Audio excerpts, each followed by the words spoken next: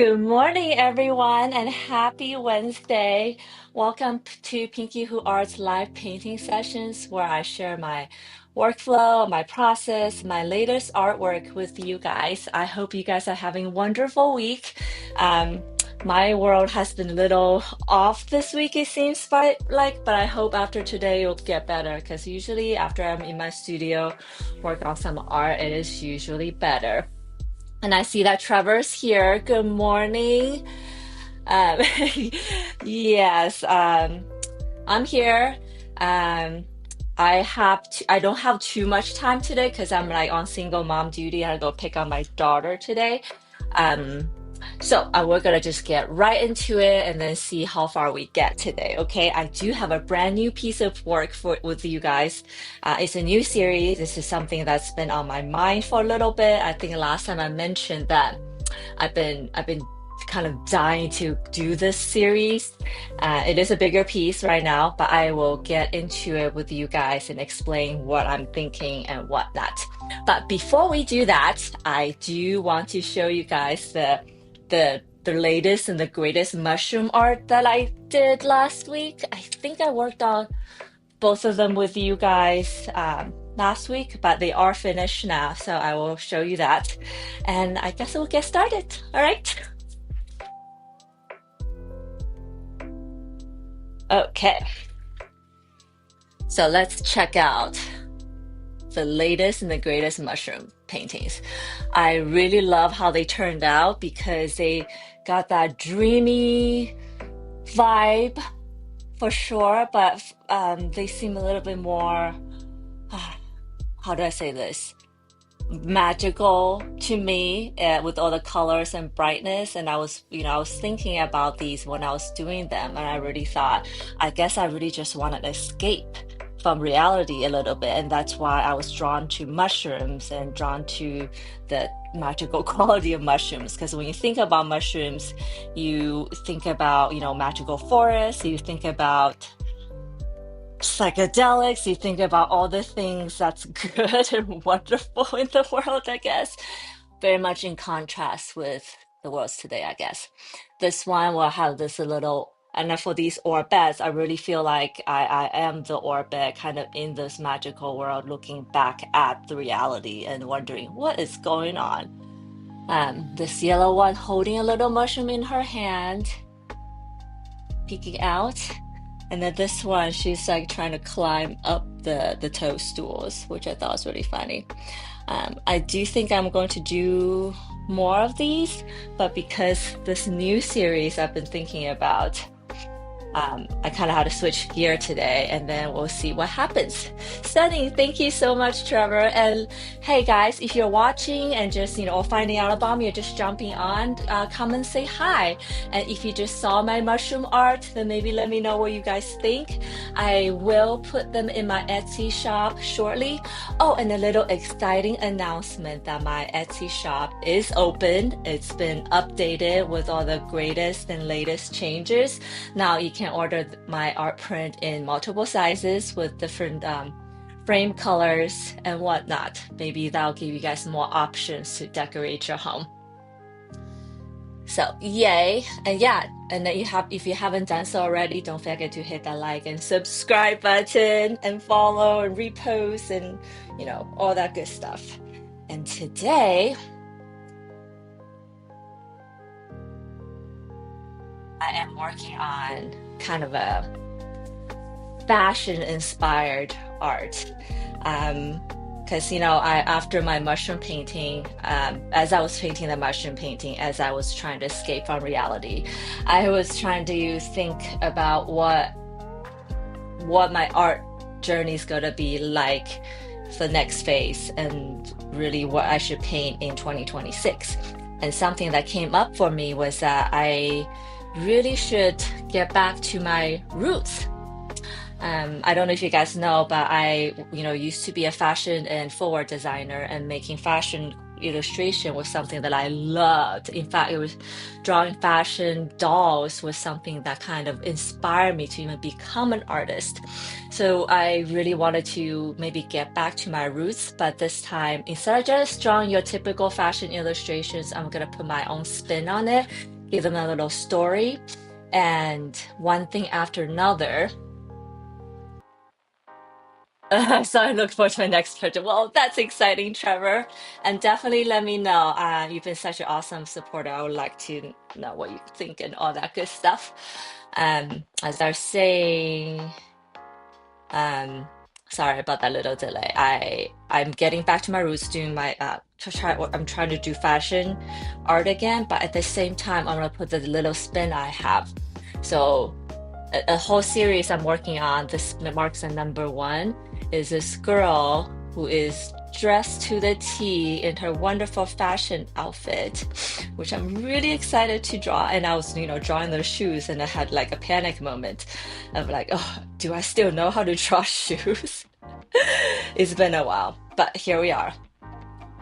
Um, Yes, and she is, even though she's dressed up to the T, she's actually eating a cup of ramen noodle, which I thought it was a little, it's a little, it's funny, it's a contrast, it's a little kind of nod to the world, something that, what it seems on the outside is not what it is. And I think I was inspired because I was eating like I feel like eating ramen is just something that's not healthy, and it's something that like I'm ashamed of, but it's also a guilty pleasure that I love to eat.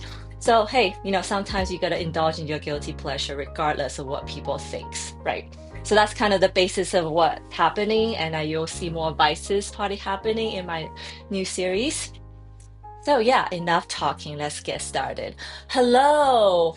Hi, I just found out about your channel. My son loves art, so I'm going to also watch this with her later.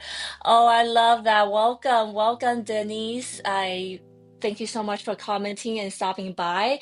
I hope you like my art, and if there's any suggestions, things that you want me to work on, let me know. But yes, I just did a whole spiel on this new series I'm working on, and I'm pretty excited. But I know before we started, I was kind of wondering, should I start with the figure first or the background? And because I'm going to do I'm going to do a little bit of, I was gonna do my masking fluid, but I think I'm going to not do that. But yeah. Oh, oh, decision. What should I work on? Should I work on the background first or the figure?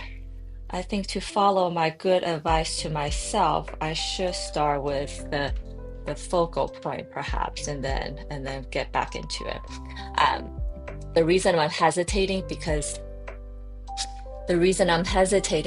I have this vision for the background that's going to be more abstract with all the blooming and all the fracture of watercolor that I want to experiment with. But I think I'll listen to my own good advice and start with the foreground first. No worries. We use this brush, and I think it'll be fun either way.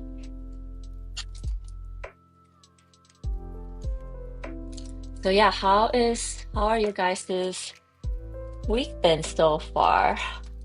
I said that I'm having kind of an off week, but I hope you guys are having a better week. Oh, and also wanted to explain that there's three layers. There's a background, the midground, I guess, and then there's a foreground. I did do the background first. So the thing I was perplexing about was the midground versus the background. But I decided I'm gonna follow my good self advice and do the most important part of the painting first, which is the subject. She is this beautiful fashion forward girl, dressed to the T, but eating a cup of ramen noodles. And I think this whole series I'm going to call so far I think I'm going to call it the guilty pleasures, but I know it's not a very creative name, so maybe if I come up with anything better, I will let you go. I'll do that. Okay, I'm going to start as usual, the lightest color first.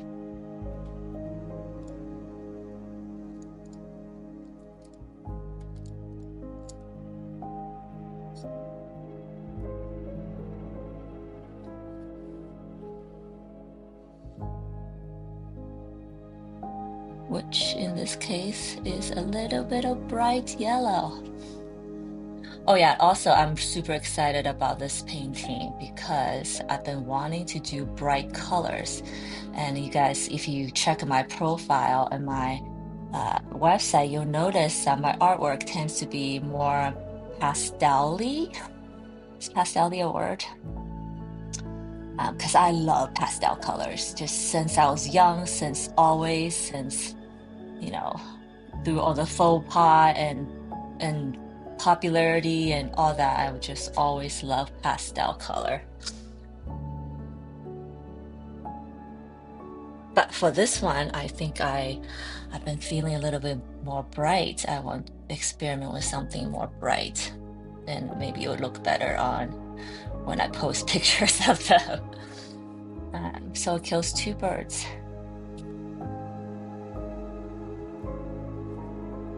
Her shirt, she's wearing a yellow shirt. Thanks for joining, love it. It's my go-to meal as well, Trevor. It's like, I don't know, I think, growing up in China and just in Asia in general, ramen noodle, cup noodle, especially, not, now they have all these like fancy ramen noodles with like all these different packets that gives you like all these amazing flavors. Oh my gosh, I'm talking about it, I'm like mouth watering. But even, back then growing up, you had these cup noodles that's like for $1. And that's kind of something I grew up with through college, growing up. And it's when I'm upset or having a bad day, that's like what I crave. It's weird, I know.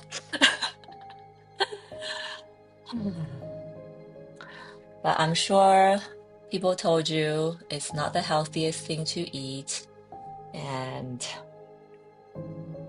all that stuff. And hence it's a little guilty pleasure, I guess. Okay, I'm gonna let this middle part dry actually.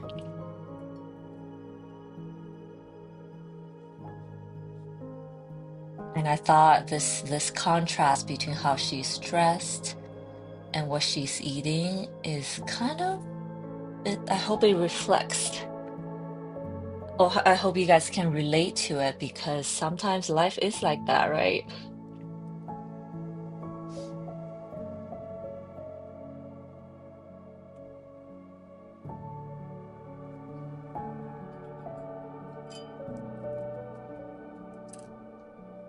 And oh man, it is so wonderful to draw fashion again. I know I love drawing flowers and, natural scenes, nature scenes, but I have a special place in my heart for fashion figures.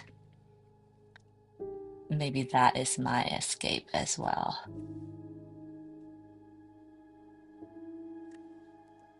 And I can't wait to show you what comes out of it. Actually, I don't know. I don't even know what's gonna come out of it. So we'll see what happens.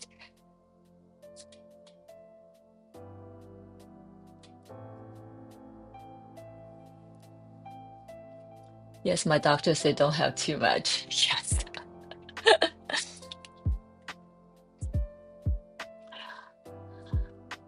I know, but it's just so good. Convenience aside, it's also just so delicious. And no judgment there. Okay, I'm slowly coloring her dress. I am going to do her face and her hair last. And I mentioned earlier that I kind of have a hard deadline in a couple hours, so we'll see how much we get done.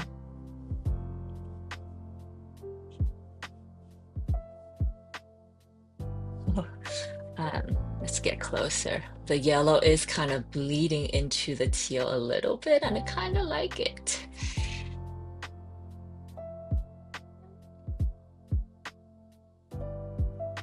Watercolor, you gotta embrace and welcome those messiness. Not in just in base. I invite it. I want it.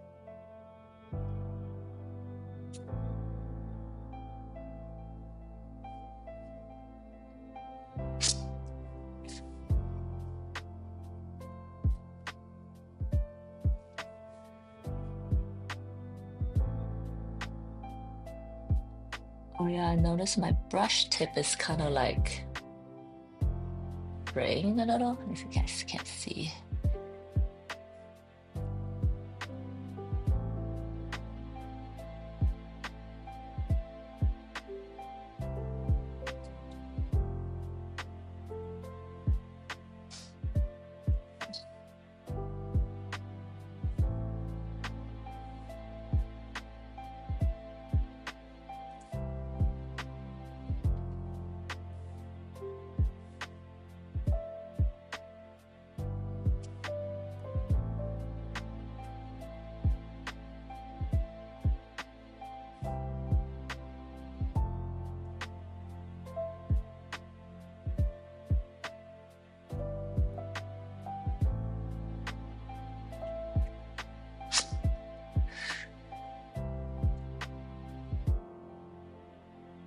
Huh, it's almost like she's wearing a shirt that has a pattern that ties into the outside. Oh, I love it. I'm gonna just let that be. Okay, and then the shirt we have here. Let's make this part of it darker. And if you guys have any questions about my techniques or what I'm working on, how I'm working on them, anything, let me know.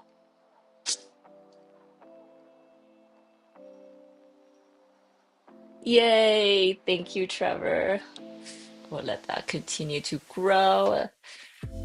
I'm gonna do this part a little bit in a little bit. I have a teal color, so I'm going to do the sleeves. Let's see, she is kind of, she is wearing a, let me explain her outfit. This shape is almost, I think it might be my like just go-to default fashion outfit. I probably should evolve that actually. But she's wearing like a craft tan kind of thing with a shirt and a pencil mermaid tail skirt. Oh, excuse me. Hang on.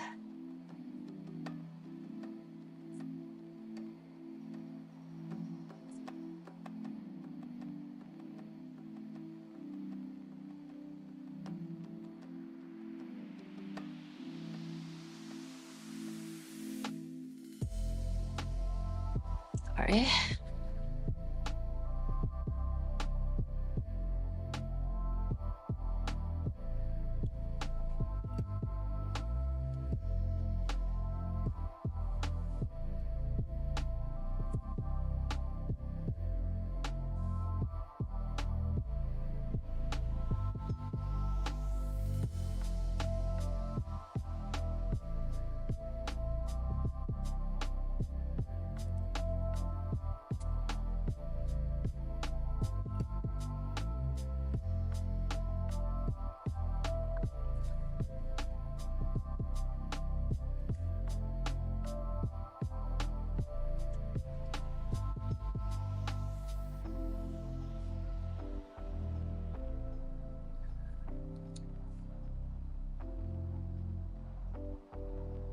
When I force it, it just doesn't do that bloomy thing. So I did a little bit of water just to fake it because I feel like I want the texture to spread more evenly. So I just like fake it. Oh, and I think last time we discovered it, if we put a little bit of gouache in the watercolor, the bloom just does a completely different look and feel. So I probably will try that today. Okay, so we'll let this area dry. Let's work on an area that's not touched yet. And I want to leave her hair at last because it is going to be more darker. Oh, hi, Crimson. How are you? I am well. Thank you so much for joining. Thank you. How are you today? So let that dry. Her hand. I guess I could do her face right now, but nah. She has a little purse out of the side. Maybe we'll work on that since it's completely not touched by anything.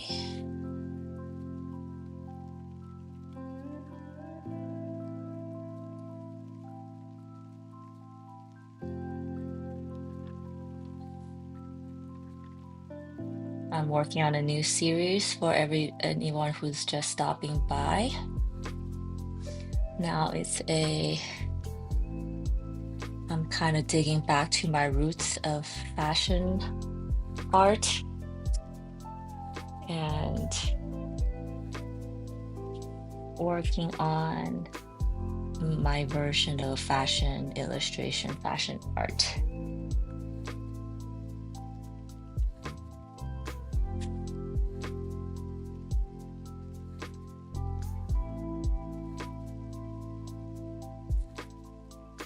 For those of you who don't know and just jumping on, I used to be a fashion and footwear designer, so I have a special place for fashion illustrations and fashion related stuff still to this day. And in fact, drawing fashion illustration was something that kind of inspired me wanting to be an artist. Because of that, if I can just do that part of the job all the time, how awesome would that be? And if you look back at my really, really old artwork, actually, I don't even know where you can look at them anymore because I took them down, but a lot of them were inspired by fashion illustration. Oh my gosh, my nose is running.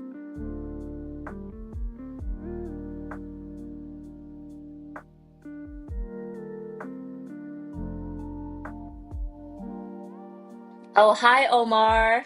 How are you? Welcome.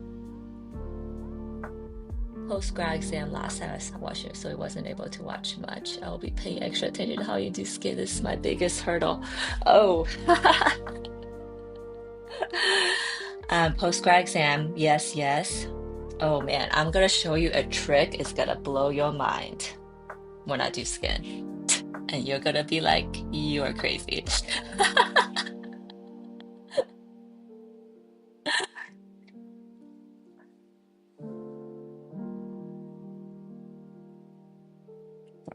Top.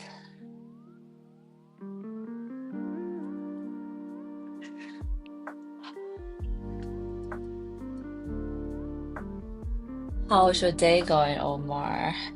Happy Wednesday.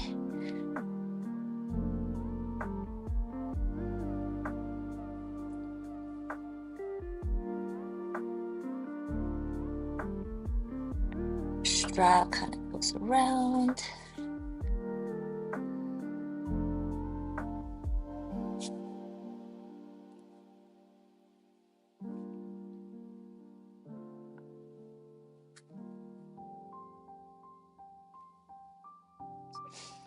And again, usually what I do when I start a new painting, I'm just trying to cover all the white areas as fast as I can.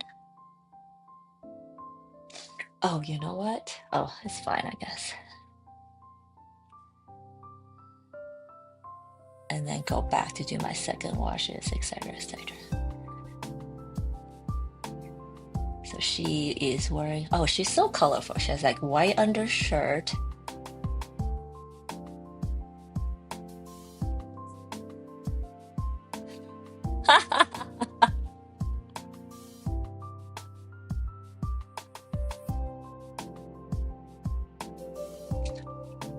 Omar just kicking some mushrooms. I love that. You remembered I have this weird fetish of kicking mushrooms whenever I see them growing because I love the sound it makes, that snapping, crisp snapping sound of stems, you know? But I know, the mushrooms didn't do anything to me to deserve that. But I would like to think that I'm helping their spores spread. And then we'll do a little bit dark shadow here. It probably needs to dry before I can do more details. Oops.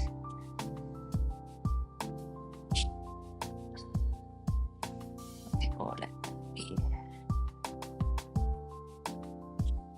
And Crimson, I'm curious, what about skin tone that challenges you? So when I'm doing it, I'll pay extra attention and then explain. I don't want to say that I have it down perfectly, but so far they haven't really been destructive for me at least. Okay, so we kind of did two tones. I think I need to do a little bit more pink here.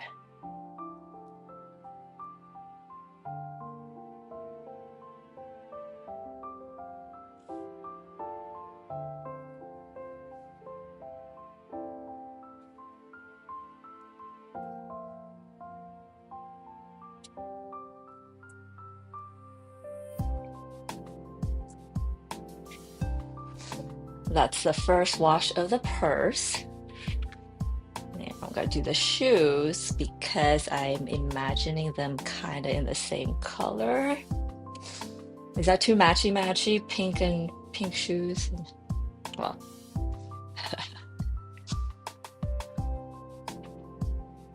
I somehow end up mudding the shadow when I layer colors. Ah, okay.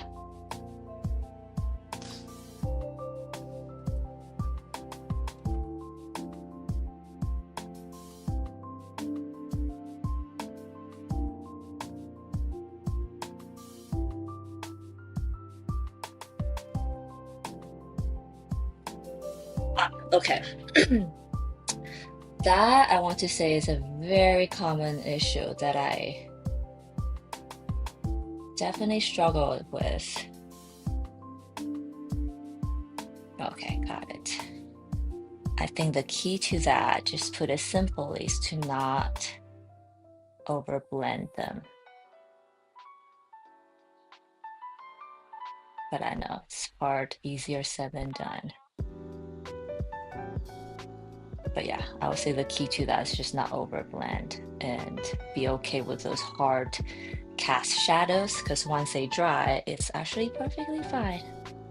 That's what I discovered. But got it. When we get to it, I will show you how I do them. And also my secret weapon. I'm giggling.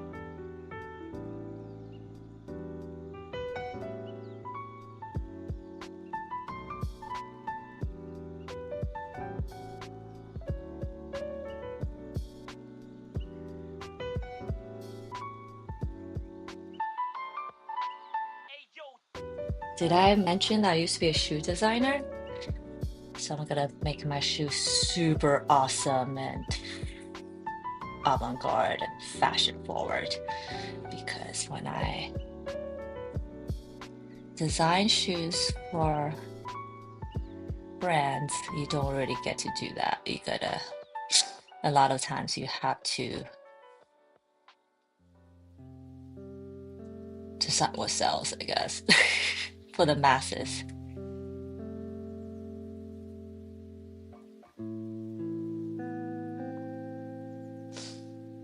I try to use neutral tint for shadows, but then I cannot express a redness of skin, subtle surface, so it's really digital I can do, but watercolor is so hard.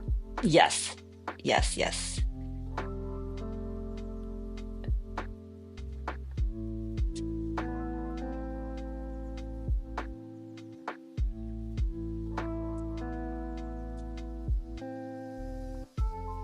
if you watch some of my earlier episodes of live stream, I always mention how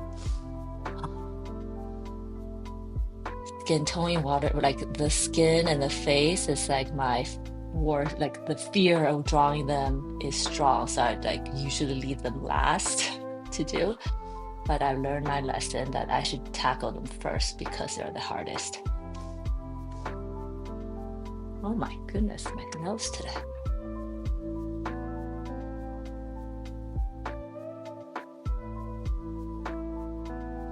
I hope I'm not getting sick.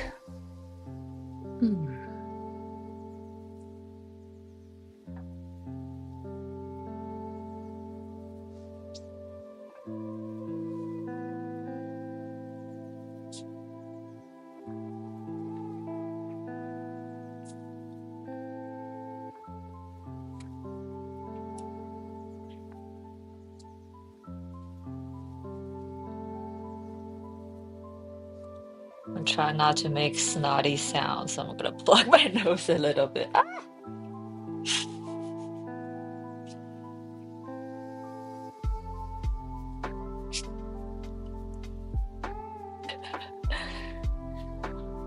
If you don't know what just happened, great.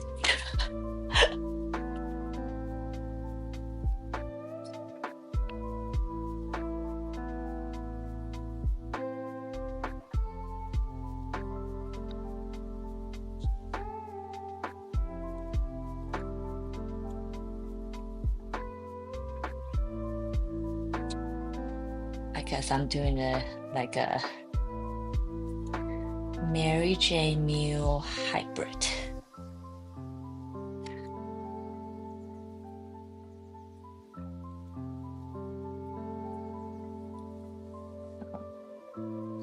Strap comes around this way. Strap comes around this way.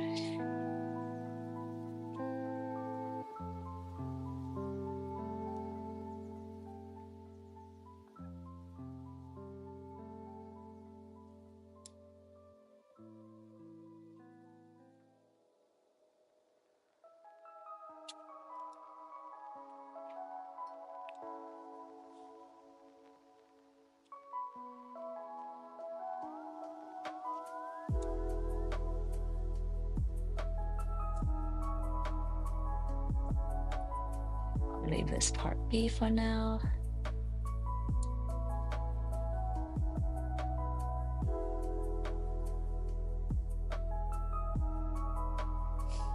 Though I realize I have bigger issues with my paint pour water control and bad value control, I really gave myself too monochrome only.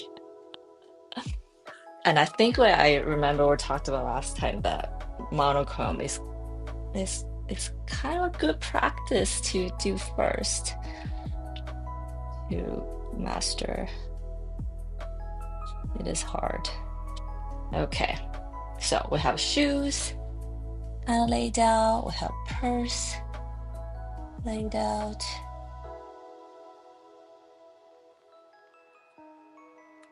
So confused. Okay.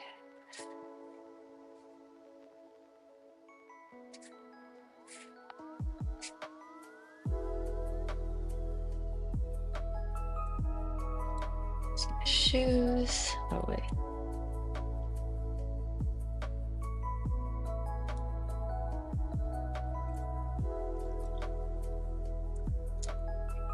And I think maybe I should have like a brown heel. I'm gonna use cool brown for now. We'll see what happens.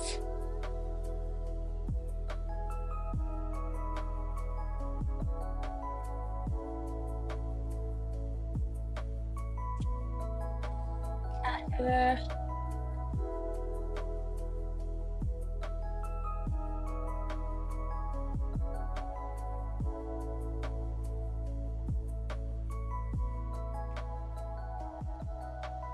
As I'm drawing the shoes, my designer mind is like, oh, these shoes will never sell. When I'm oh wait, I'm not trying to make shoes to sell. I'm making art, so it's okay. Okay, we'll leave that be. I'll see when it dries what happens. Okay, so and all that talk about skin tones and whatnot. So I'm gonna do it now. Next, let everything dry. I'm gonna do the skin tone. So face, hands, and then work on her dress. Because by then everything I just did should be dry, and then we can work on her dress. Oh, her face, neck, hands, and legs. Let's not forget about that. Let's start with the face first.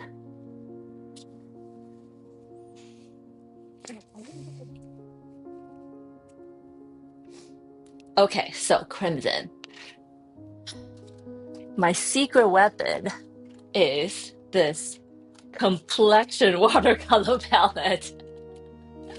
I feel like I'm cheating a little bit by using it, but honestly, mixing skin color is the worst thing ever.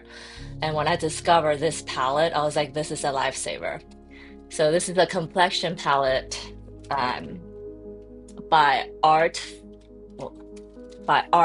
Philosophy. It's not very expensive. It's probably one of the cheaper by Prima. Oh, yeah, it's Art Philosophy. It's not a very expensive paint, and it's kind of in between a student and professional grade, but it has all the skin colors that I use. Pretty much everything I would need. Put it here, and then these are the skin color tones. So I usually use this color, number 98, for skin tone, and then blush, I'll switch between this pink and this redwood, and then shadow, I usually use this cool brown. But you see, there's all these other options. These, some of these I don't usually use, but I probably should. So that is a little cheat to start, but then you're wondering, uh, how do you layer them? Because I think that's when the tricky thing happens. Okay. So let's see. So to start, I'm gonna use this main color. Oh, I'll show you what it looks like on paper. See, this is like the perfect like Asian skin tone, I guess. It's a little bit yellowish. And then I think a Caucasian skin will probably be more on this area, slightly pinker. That's really convenient. Yes. So the Caucasian skin is this, and then there's like darker shades for, different skin tones and whatnot. That is really convenient. Oh, yes, ma'am. So first, I am going to. So yeah, if you don't buy anything else, I think this is if you draw people, that is, I think, a worthy investment. Okay, so I'm gonna start with just color the whole thing in. Sometimes I kind of leave some white for the cheeks and whatnot, but today I think I'm gonna color. Well, we'll see. So neck. So this under the hair is a little bit darker. The tip of her nose is probably white, so I want to preserve that white for now. Do it over here.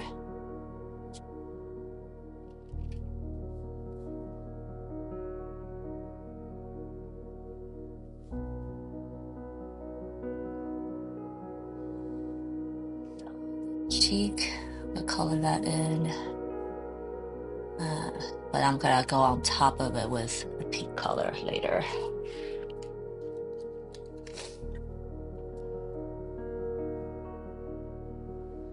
Then the lips under here is usually darker. But in this area, the jawline is usually highlighted. So after I color in all this area, I use just a clean water brush to blend the in-between, so they're lighter in those areas. And then leave the tip of the nose white. Oh, let's zoom in so you can see better.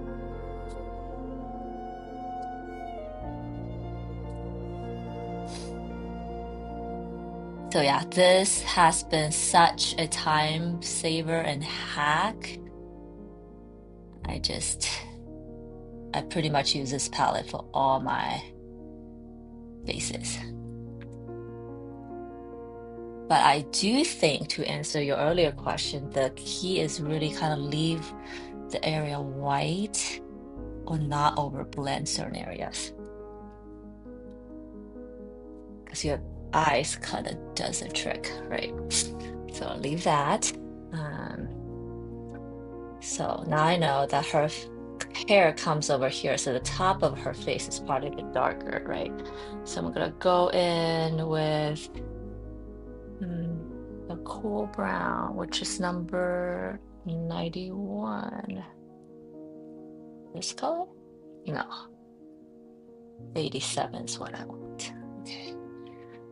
I'm gonna go in with the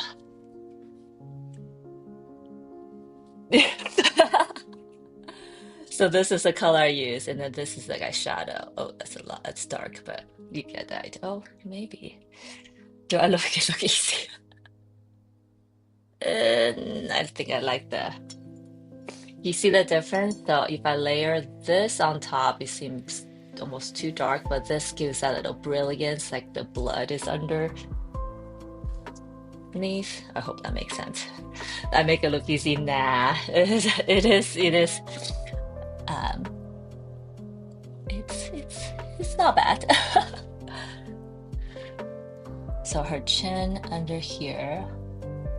And also, oh, another trick, another key is to let it dry for your first layer. And I'm kind of not following my own advice because this area was wet. I totally forgot. But I'll do the chin underneath a little bit darker.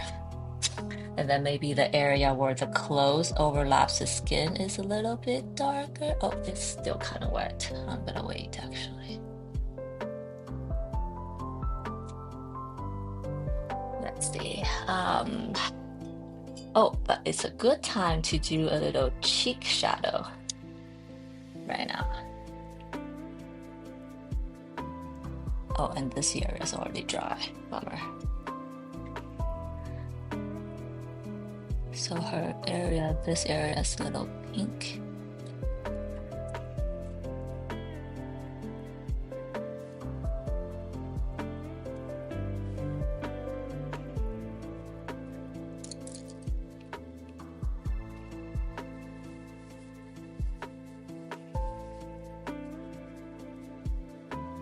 Dab this area. I want to leave the jawbone really white. This is the cheek area. I'm gonna wet it. I can drop in some more. You know what? I haven't painted face in a little bit. This feels good. And I like to put a blush over the eyes a little bit because it's like that stylized look, I guess.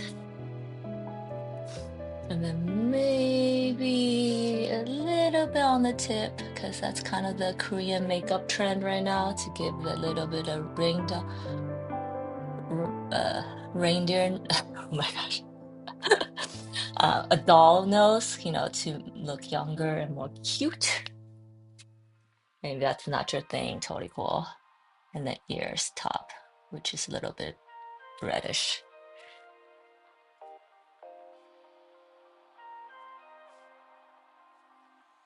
And then maybe a little bit ice red here.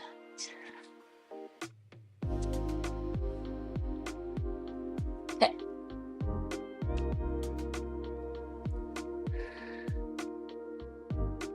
Water blend. So I'm gonna let that dry. Let's move on to the hands. So yeah, I think the key, Crimson, you said that your art tends to get muddy. I think the key is really, really test your patience of not laying colors on top when they're not completely dry. Like it's sometimes it's okay, as you can see, when you want the color to spread, it's okay. But when you don't, when you want the layer, you kind of want it to dry.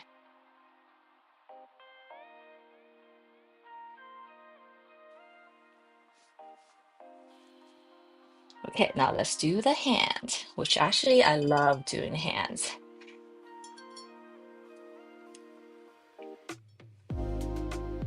because I do notice that when I do hands of any painting, it just becomes like alive instantly. So like the first one, I'm going to color in the most part, just maybe a little bit, leave a little bit of area white, little pinky here. This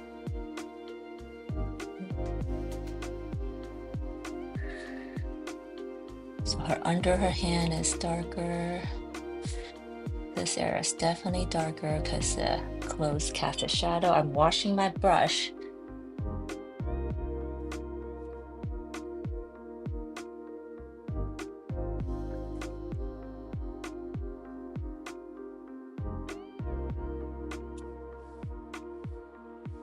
So it's like knuckle, or dry knuckle, knuckle, and then knuckle here, right? So the knuckle area will be a little bit darker, a little bit, but not too bad.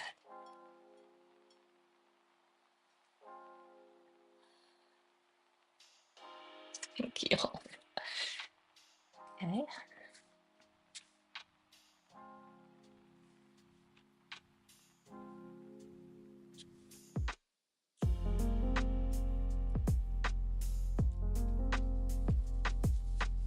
It's still a little wet, so I have a little bit of time to like bring the white back, like this area. Cool.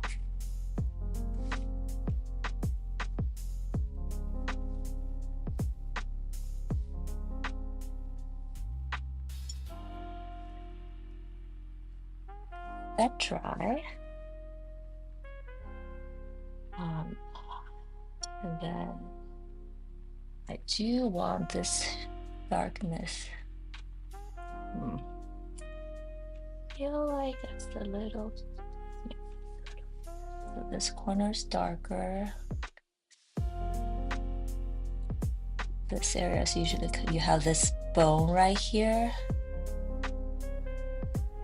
Usually has a shadow, like cast. It has like a little shadow right here. Make that part darker. And then maybe I'll draw these under in now.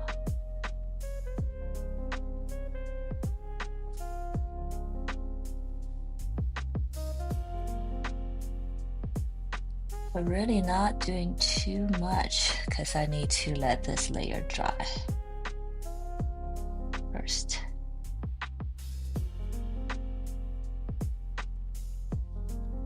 Maybe some here. Okay.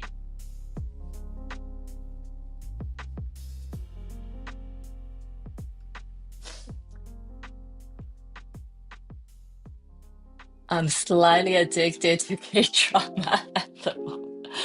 Oh my gosh, I am on a K-drama detox because it's becoming a problem that I can't stop watching it. They're so addictive. What are you watching right now?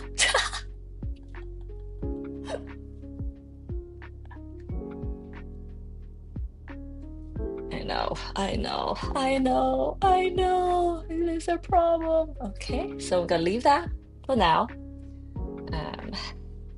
I'm gonna go in to do, some more colors and whatnot, but leave that for now.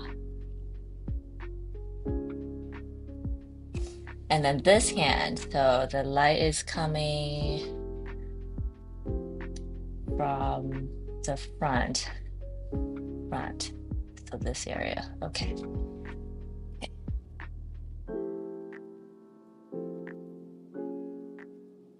It also helps that I'm talking through it because sometimes I forget about the light source very often. I know. Korea's taking over the world. It's crazy.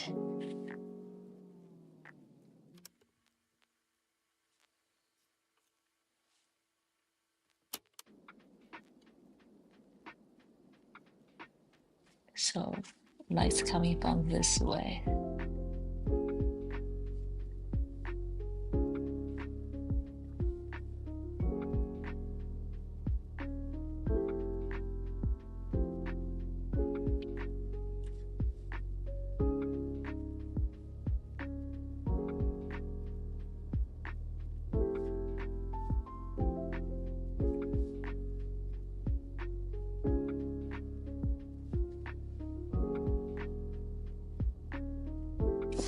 Marry my husband.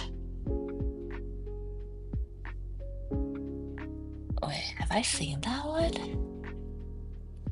I'm gonna look it up. I feel like I have, but there's so many.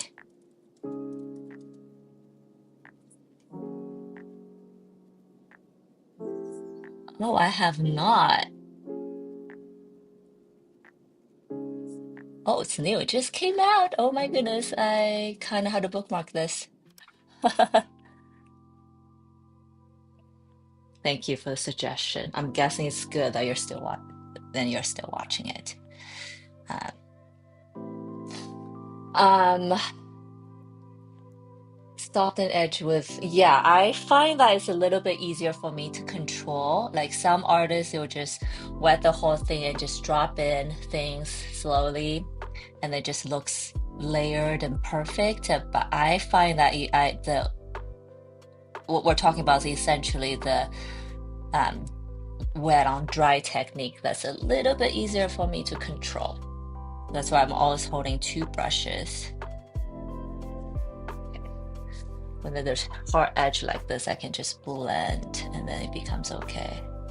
And then I'm leaving the highlights of these fingers out as much as I can. I do tell myself that the worst case, I'll go over it with some white gouache later, as you know, a little bit of white out cheat.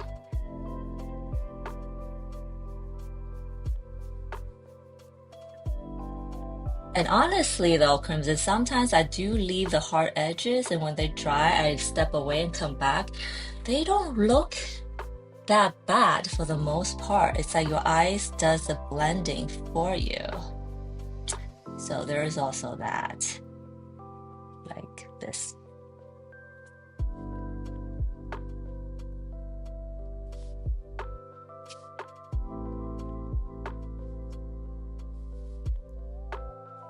But yeah, I get OCD and I have to blend it. Sometimes probably not a good idea, because I had to tell myself to stop over blending sometimes too. Okay, so we're gonna leave that be. Let's see.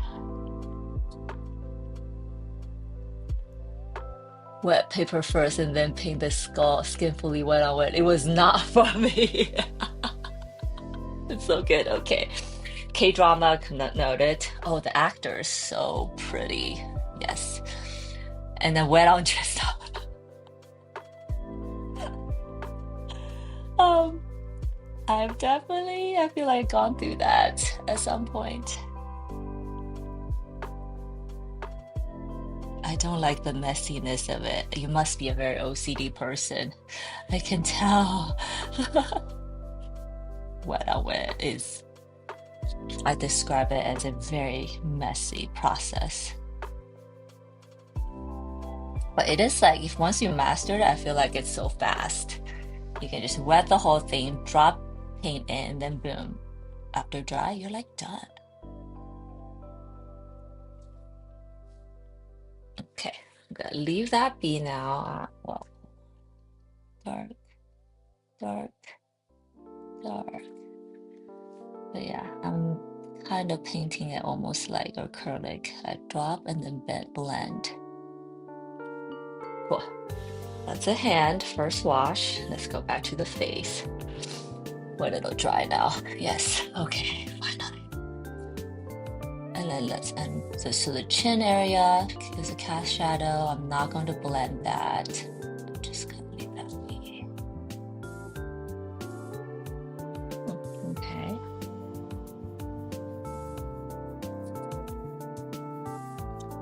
like the inside of the weird, sorry, not weird. I'll just always think ears are weird because come on, our ears are just such a weird thing to paint. The ear here, and then the bottom of the lips is slightly dark. Blend that. Bottom of the nose, just slightly. We don't want to make the nose too dark. Then it's gonna look like it has just booger hanging out. We don't want that.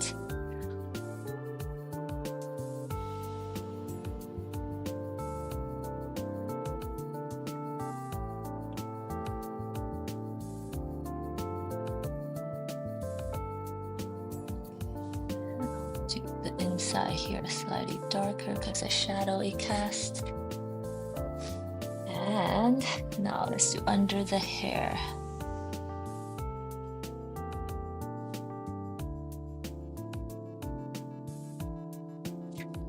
And this hair I kind of learned from drawing or watching animes, because anime art, they always like have these really crisp shadows under hair especially, and there's like nothing realistic about them except it just looks right.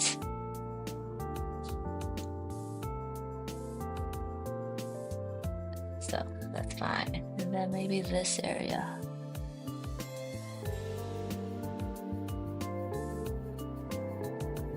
Okay.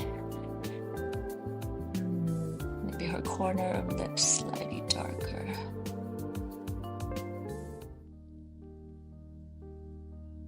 All right. And we already just did the hardest part of the whole skin situation, which is the eyes and the nose. Maybe this should be a bit darker. So that thing, it is pretty aggressive. Okay. And then imagine once you have lips here, I'm gonna darken the eyes. It's gonna look pretty cute. Let's hope.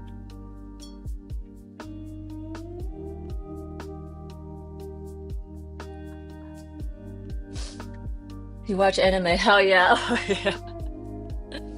Yes, my latest is oh, I can never remember the names. Kurosama Kiss. Do you know what I'm talking about? It's on Netflix and it's so cute. Now let's do legs. So legs. So we did the face and the hand, which is the hardest part, I think. So the legs is pretty easy because it's just like flat. It's like 2 cylinders flat with some highs and lows. Oh, Evangelion still. Okay, that's like a classic. I feel like my favorite, I'm sure I'm always watching new ones and I'm probably gonna have a new favorite, but every time someone asks me that, the one that comes to me is Sword Art Online. That anime has like a special place in my heart. I don't know why. But yes, Sword Art Online is my favorite. And then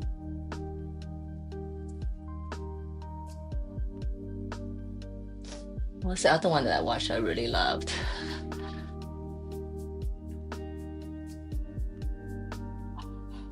Oh, I'm way older than you, so I no crumbs there. Sword Art Online is pretty old too, though. So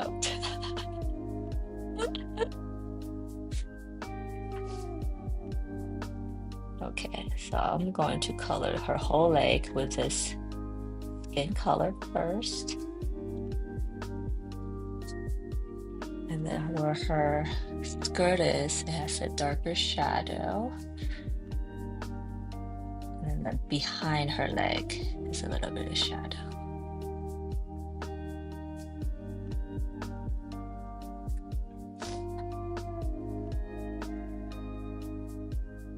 That's amazing OP song for so oh yes.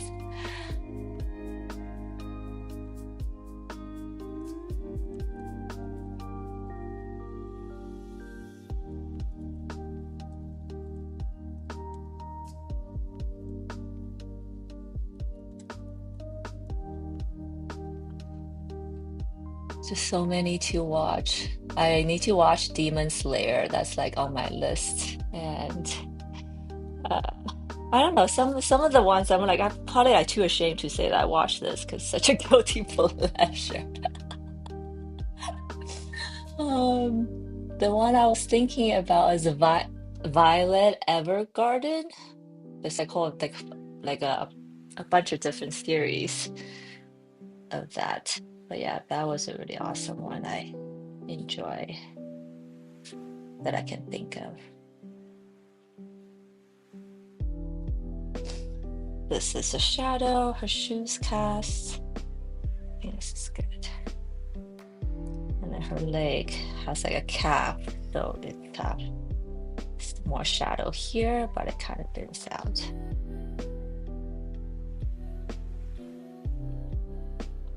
And there's a little bone here. I'm not highlighting it.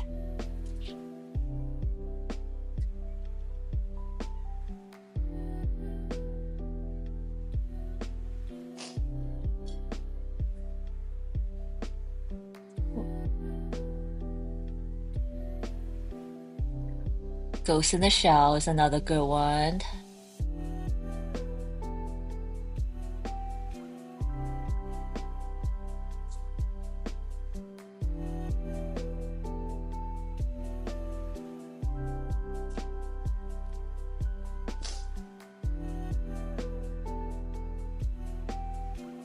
Call on Genetic Romance. Okay. I'm gonna write them down, actually.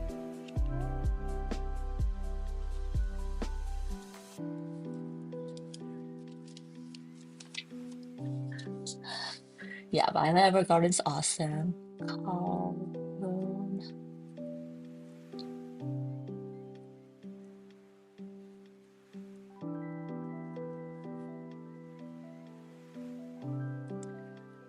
Yes, I think that's one of the reasons I watched them because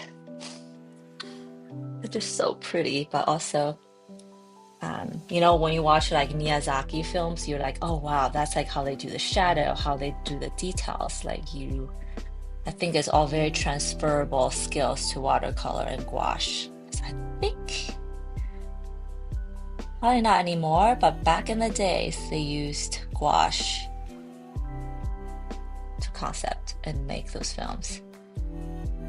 I just watched House Moving Castle with my daughter. She loved it. And also explore that film was made in the 80s, I think.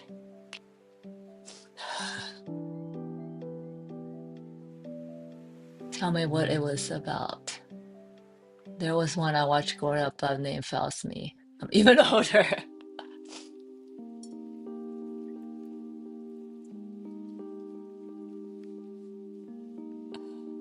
It sounds like Crimson Mino if you just describe it. Cast shadow. Oh, I'm like totally being distracted right now. Talking about anime. Got too excited. Oops. Okay, so the shadow here. There's a bone.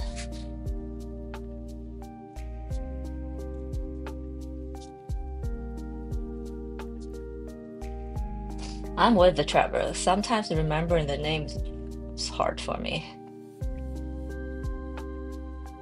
But I guess that just means I'm not a crazy fan. I watch them, but not die hard. Shame. Okay.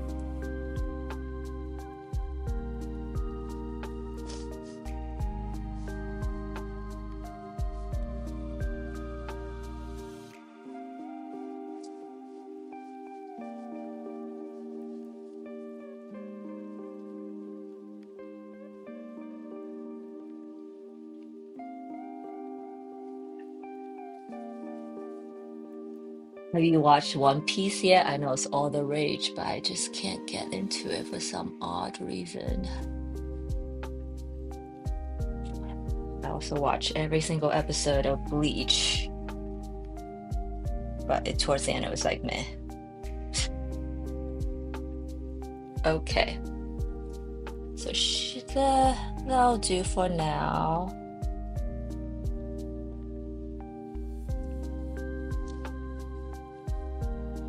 So we got legs, shoes, hands, and face done. Oh, I'm going way slower than I wanted today.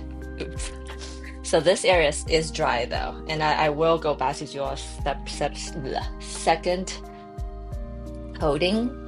But now let's get back to her robe. I want to color more of that in, and I think the background is gonna have to wait till my next session. Well, I might, let's see. I might work on them offline, but well, we'll see. I might have to show you guys a new painting next. Well, I don't know. We'll see. We'll see how the week goes out. I might be working on it still next week, but my goal this year is to finish a piece of new art every week. So I feel like I want to push myself to get it done this week.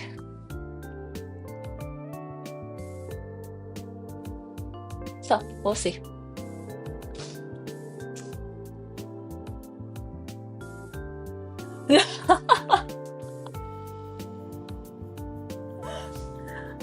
$2,000 episodes. Yeah, no way. I'm so happy to find someone who gets it. I just couldn't get into it. Maybe it's a guy thing. I feel like all the guys that maybe would love it more. I don't know.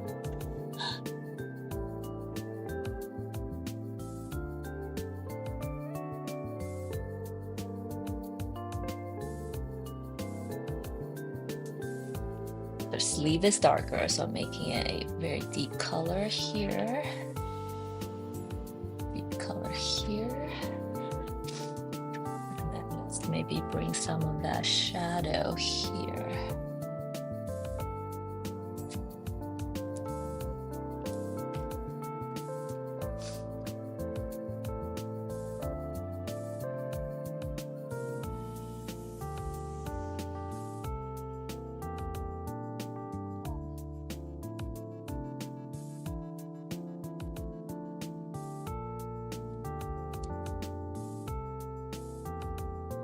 Are they in outer space, Trevor?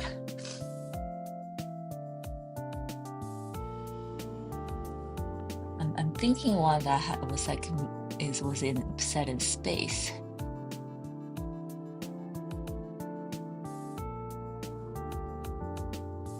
So let's do dark shadows here. Blend, no blend, blend.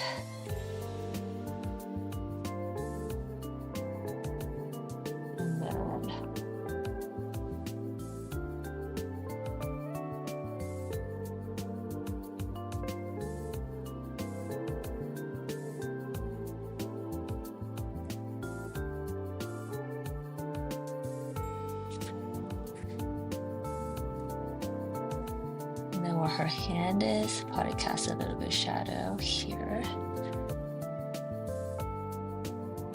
Okay, good for now.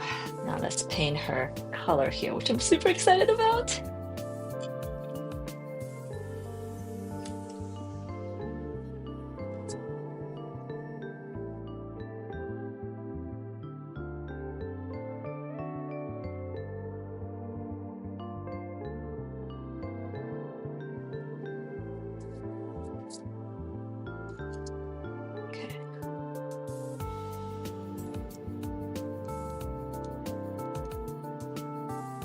I'll have yellow, teal, and pink. I'm gonna alternate. Okay, let's see.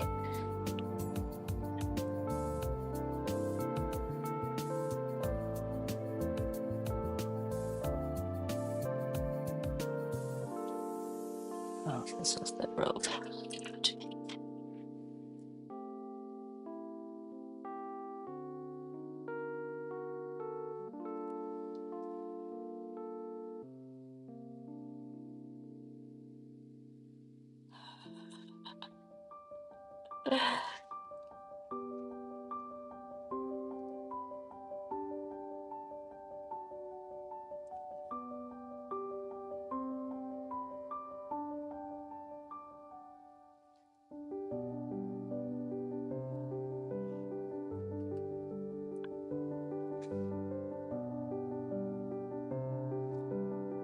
Adult Crimson. I feel like one day you're gonna come across it and be like, oh, that one. I totally know, but can't remember.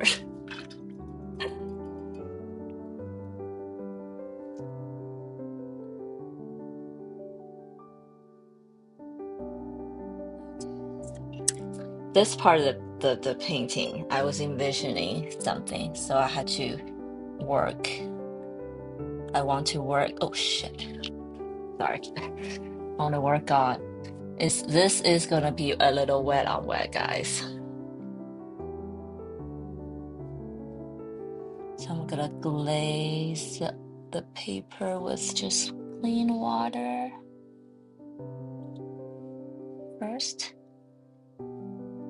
I have it pretty wet, so I'm gonna let it soak a little bit first.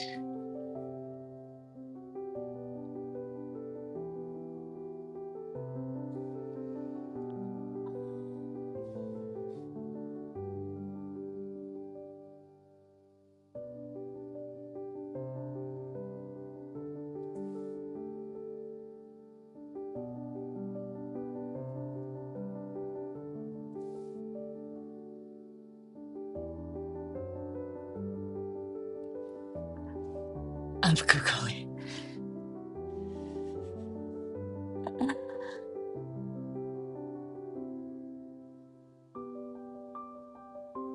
I kind of glaze her upper robe, upper dress. And now let's do this.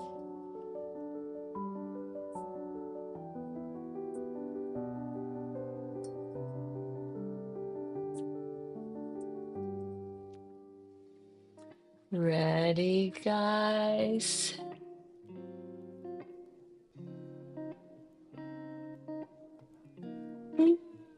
Get wetter.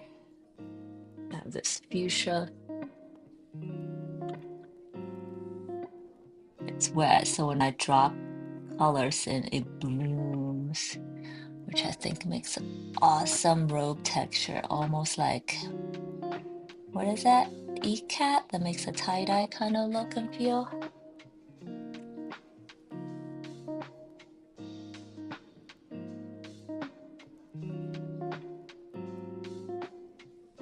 So I'm kind of dropping in this fuchsia color throughout randomly, but kind of randomly, kind of not. Meaning I am having them scattered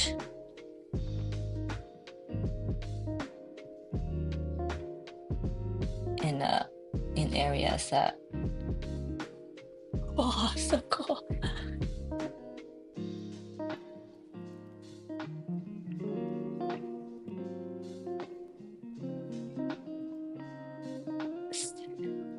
Sensia, I love that. I was obsessed with that. I think I just saw like the old version on Netflix uh, a little while ago. I started rewatching it.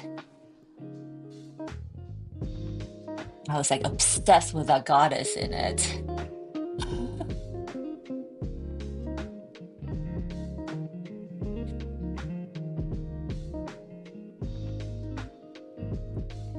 Wow. If I may say so myself, I love it. Okay, now the key is I do plan on dropping like other colors in, but I think I should let this dry a little bit. Otherwise, it could become muddy and messy. Oh, okay.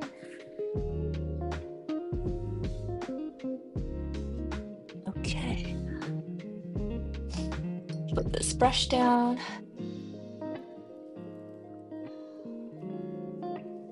Kind of like a sakura kind of theme robe. Let's see if this stays though. Oh, I'm so excited. Drop in some even darker in the middle. I think it's gonna push the color even out more, so maybe that's not such a good idea.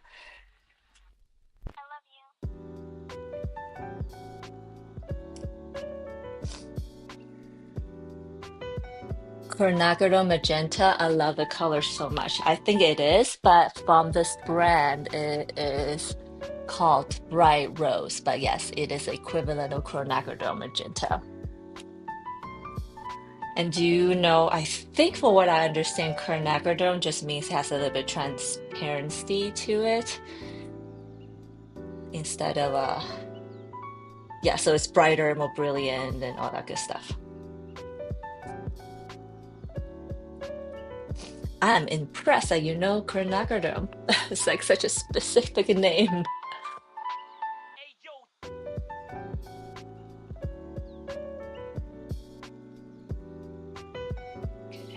gonna do some. We still wet? Yes, it's not as wet now, so the color next I drop in is gonna not spread as much, which is what I want. Okay, I'm gonna focus on this for a minute because time is of the essence right now. And if you keep chatting though, I will check back in the chat in a little bit.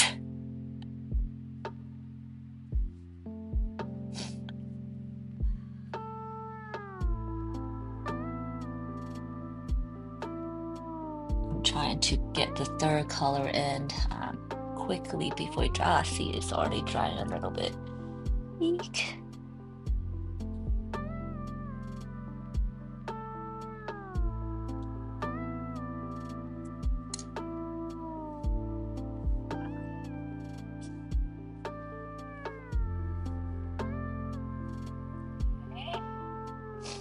Yellow.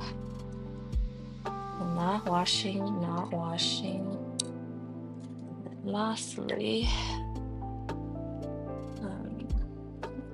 teal. Oh shit.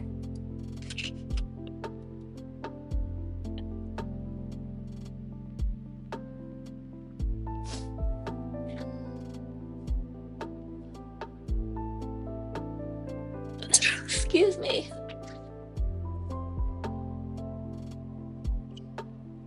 It's more blue.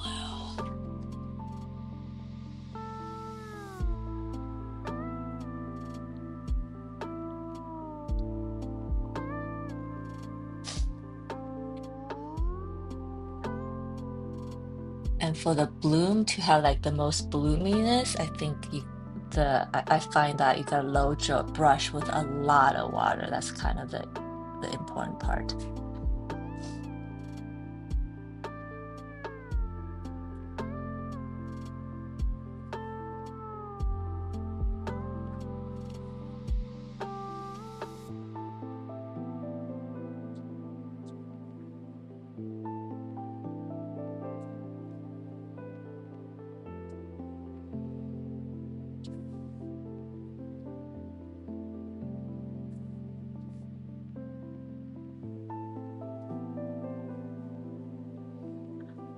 Kind of going in between the yellow and the magenta with this teal color. And it makes, oh shit.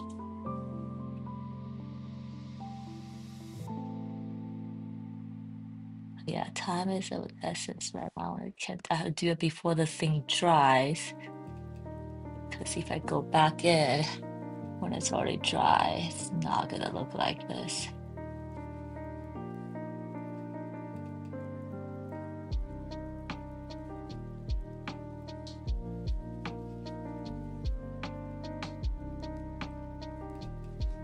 Corners that are darker, I'm using a little bit darker blue to kind of just builds in the folds, the pleat right away, I guess. The sleeve here probably has a little bit of that. You can also have a little bit of that, yes.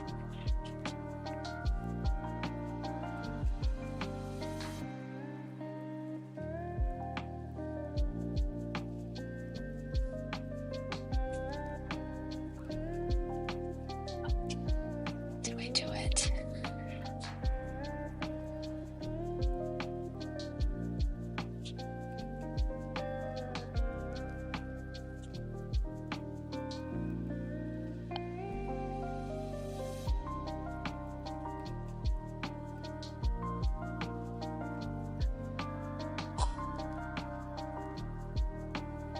And the last thing I'll do when all this is dry, I'll probably go and like do some really dark shadows here if needed, I guess.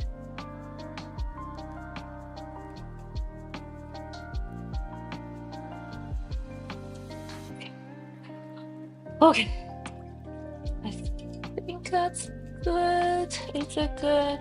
It's a little too much white here. Let's do that.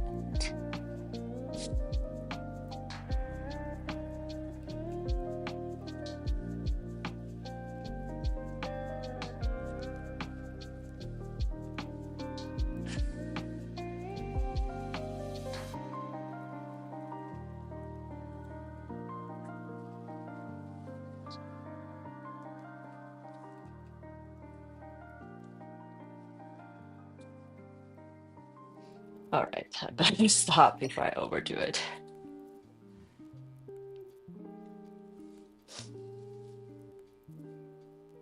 Okay, sorry. Catching up on the chats now. I'm a guy.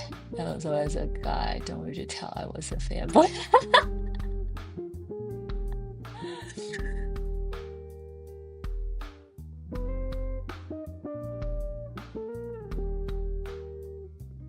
What are the planets? Oh, okay. I don't know that one.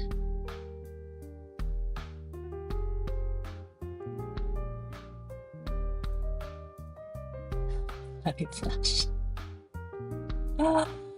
Okay, phew. Do you pre-plan which color you use or are you mixing on the fly? It's so impressive. I do pre-plan a little bit, like the color palette I was gonna use, and I think in the beginning, I don't know if you're here, that I wanted this piece to be brighter, than my usual color. Although I'm looking at it, like it needs to be even more brighter. But this area, I just kind of did on the fly. I was like, well, the purse is pink, her trim on the robe is teal, and then her shirt is yellow, right? So of course, to tie it all in together, maybe the robe should have all three colors, and it's kind of the primary, like the shades of the primary colors, red, blue, red, yellow, and blue. So, oh yeah, it works. Awesome. So we'll let that dry. We'll see what it looks like. I kind of wishing it was even darker, which means maybe I should have mixed some gouache. I might even go back and like, should I go? Maybe I shouldn't because the blooming is so nice right now. But maybe I can even go back and kind of outline some of the bloom so it looks more like an abstract flower. But it might be too busy with the background that I have planned though, so we'll see. Okay, now let's do the skirt. It's so pretty! Okay, let's do the skirt. So I think with the skirt, I probably want to have more white so it's not so crazy clashing, but we'll see. We'll see how that goes. So I'm a yellow, magenta, and kind of blue teal mix still. Okay, cool. But yeah, I guess to answer your question, I do pre-plan my palette.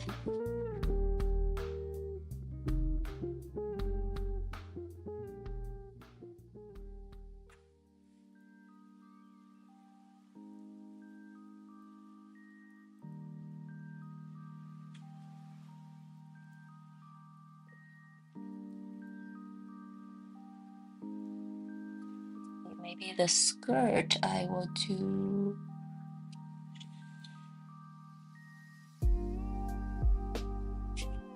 Maybe it's a matching set. What do you guys think? I love how the jacket turned out. Maybe her skirt is like a matching set. So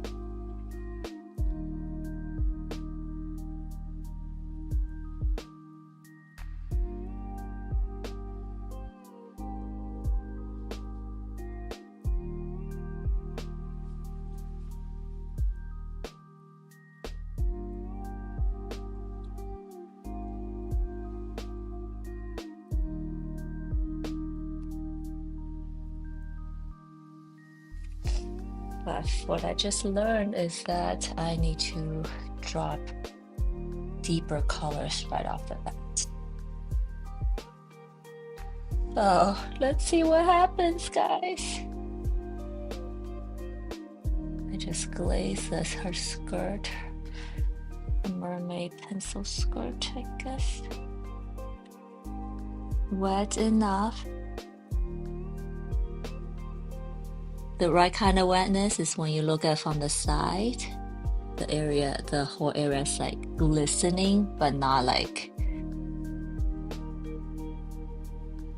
droplets. If that makes sense. See, this is a droplet, which is not good. Take some of the water out. Yeah.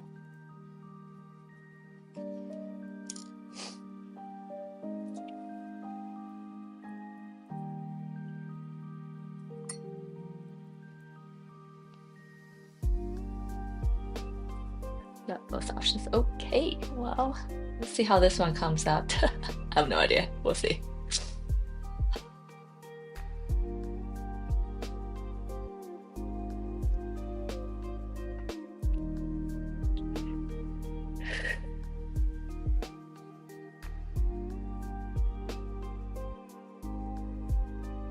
Need some more water.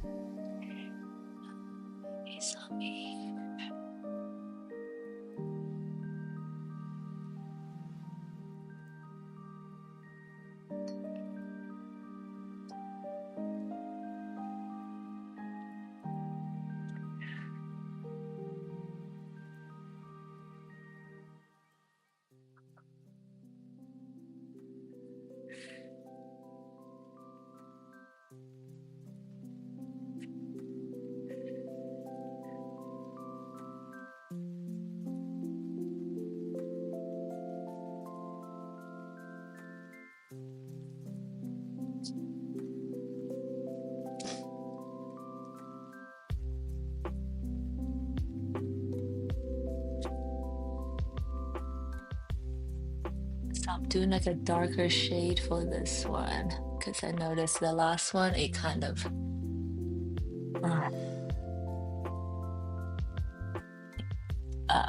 oh my gosh, words got more pale as I went.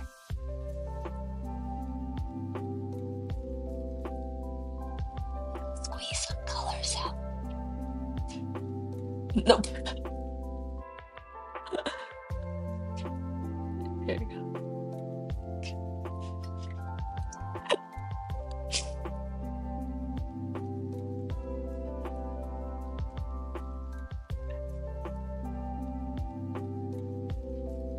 Now my yellow here.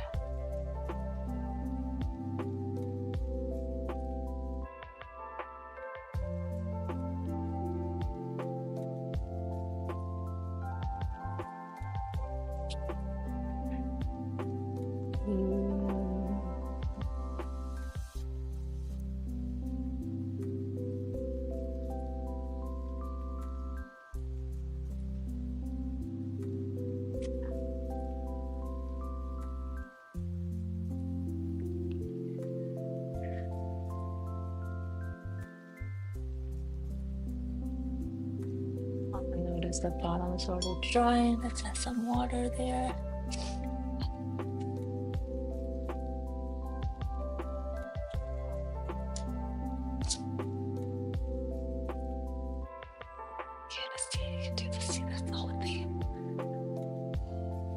I don't mind some blending here though. It turned out pretty nice.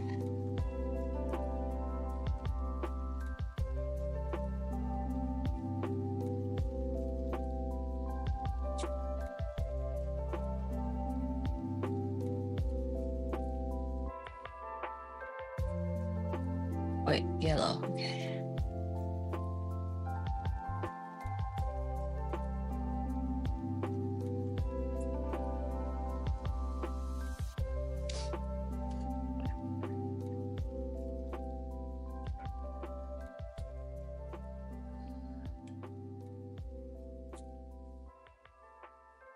I'm being too slow, I think.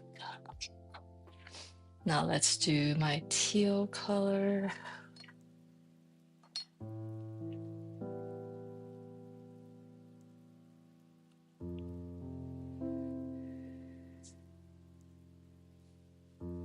This area definitely more teal because she's sitting on it. There's probably shadow there.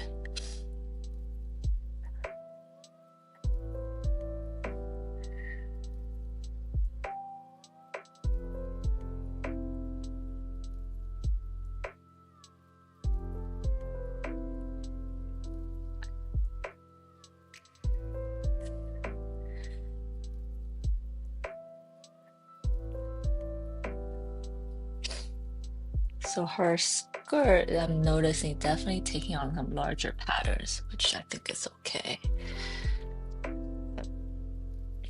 It's okay.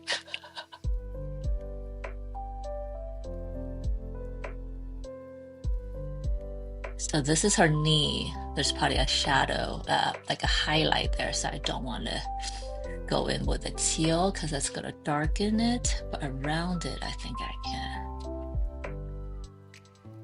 Probably should use a bigger brush for this area.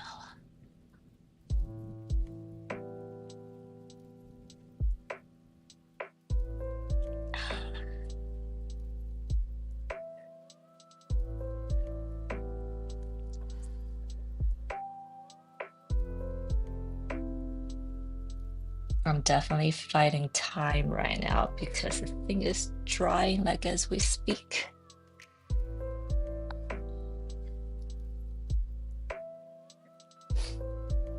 And look how it blends here. Oh, it's so cool. It's like, yeah, I'm not gonna touch it yet.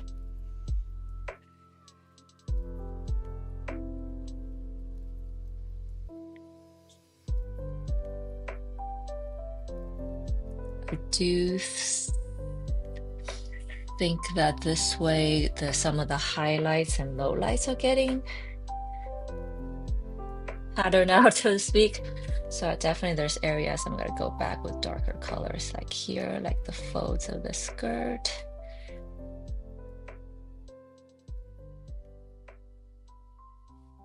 I think painting was like two hands soon.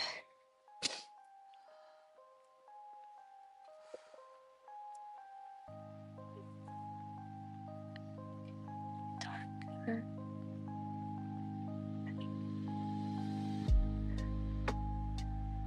Okay.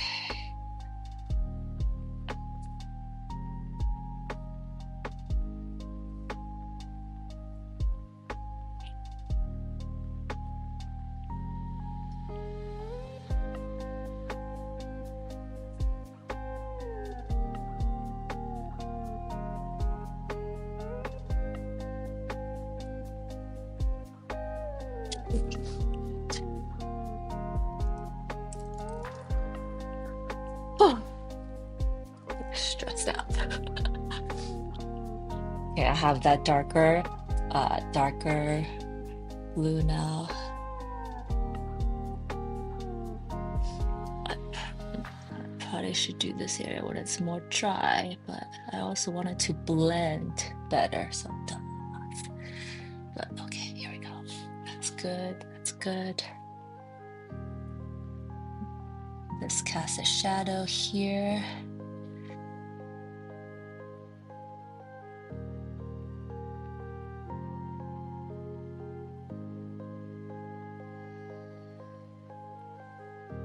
Maybe this area have a darker, oh, it's dry. Darker shadow.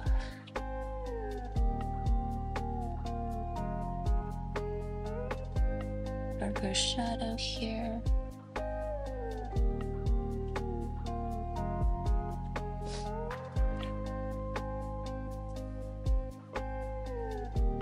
Yeah, the darker colors I laid down is like disappearing. So I'm gonna let those dry and then go back in with a harder shadow.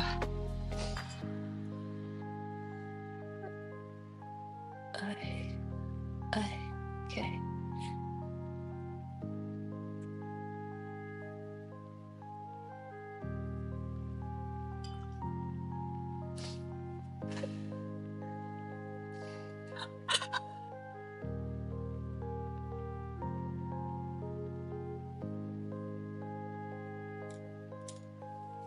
All right, let's see.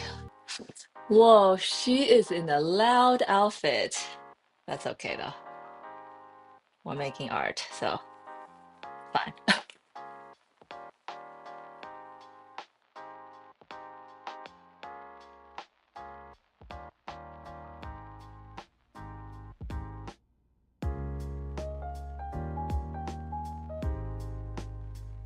Okay, sorry, catching up on your chat. See if I did the wet on wet that you did for the top or come on out, it will get muddy. Do you think it maybe it's because I used too much water?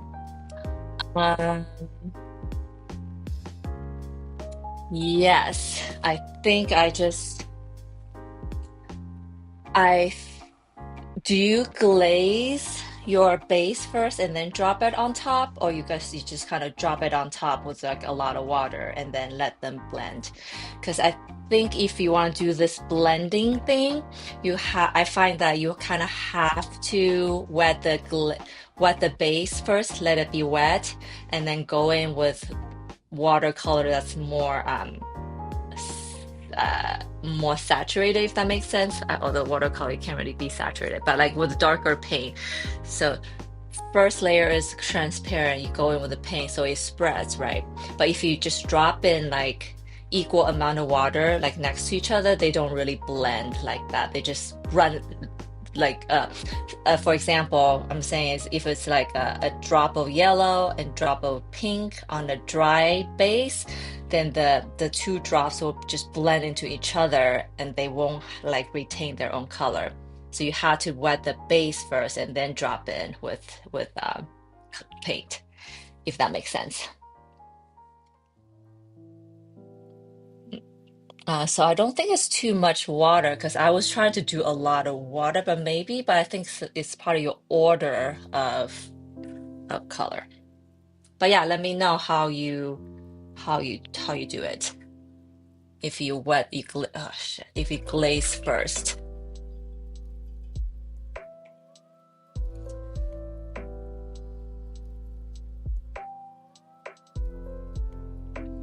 Yes. I told you it's gonna be a loud piece, so now I'm like, I think so. I'm gonna leave her dress in watercolor, but I think I'm gonna do this midground, her background, but this is a true background, the midground in maybe gouache, like what we experimented with the mushrooms. How remember how in the gouache, the watercolor when the watercolor spreads in gouache, it's like even more veiny, more bloomy.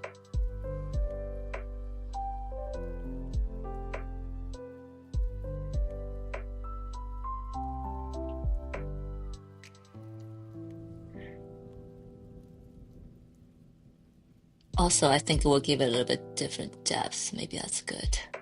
But I can't decide. I don't know. Maybe that's not a good idea because I do want her, the girl, to stand out. We'll see how this dries. And then I'm gonna color in like the lining of the skirt in this darker color to accentuate the shadows.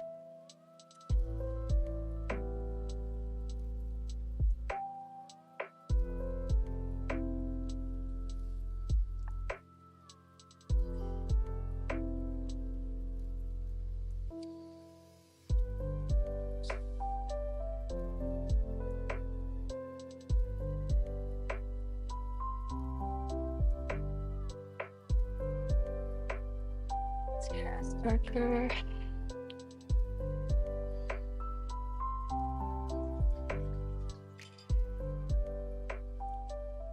I'm gonna pull some of the color over to her legs just a little bit.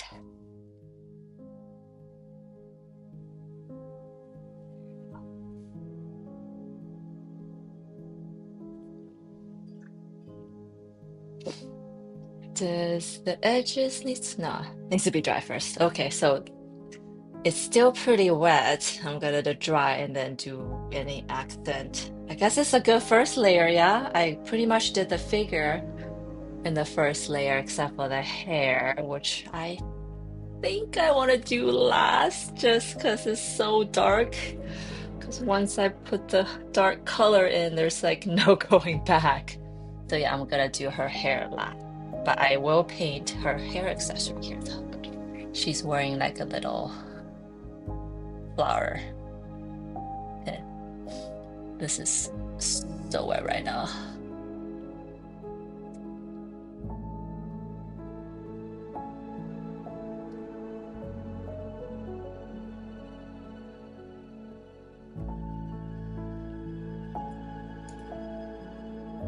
And then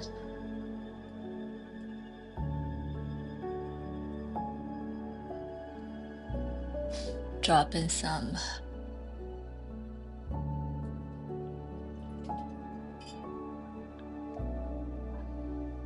oh, I do miss drawing fashion stuff. It's so fun. She's wearing some big earrings. Ooh, maybe too big.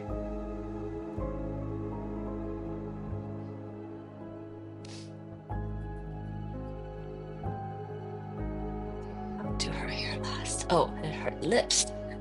Her lips, I do want to do cool red.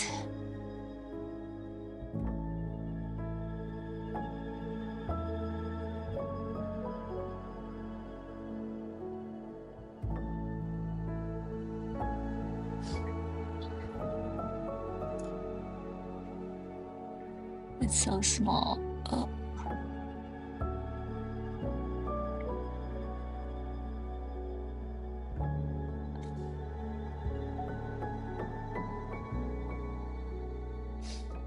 Okay, let the lip dry and then I'm gonna go in with some like darker red in the middle. Oops. Yeah, it needs to dry.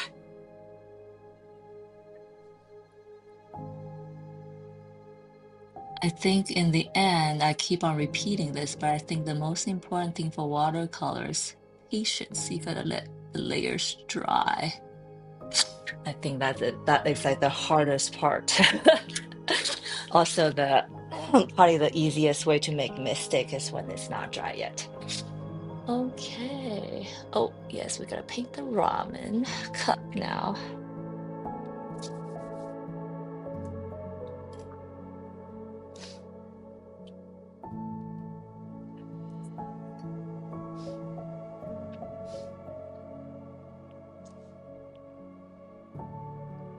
Okay, so ramen is like has that cream color, so I'm gonna do this area in the cream color.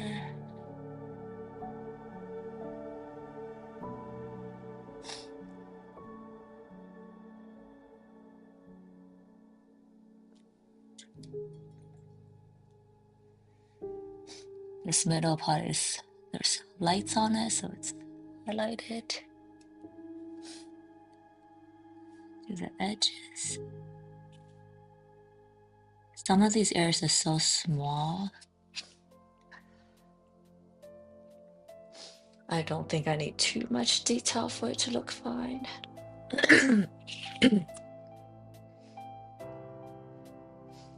Okay, so ramen cup. Trying to remember, there's like these red lines here. Oh, very dark. Like the top of the cup are these red lines.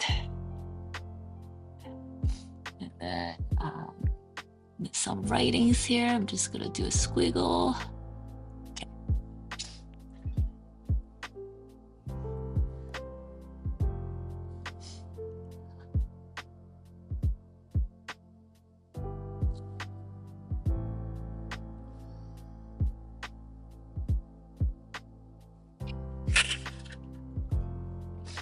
And then the inside the cup, there's like a shadow, so I'm gonna add a little bit of blue to cool it down. Wait, blue to this color, yes.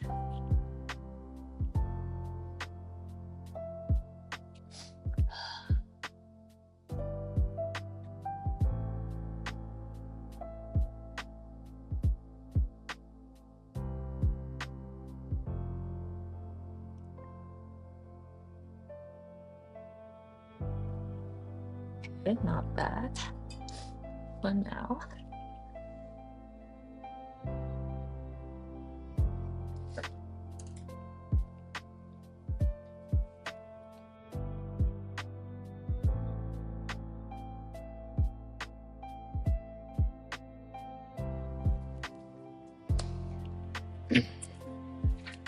And then what chopstick color should she have? She has pink shoes, pink purse.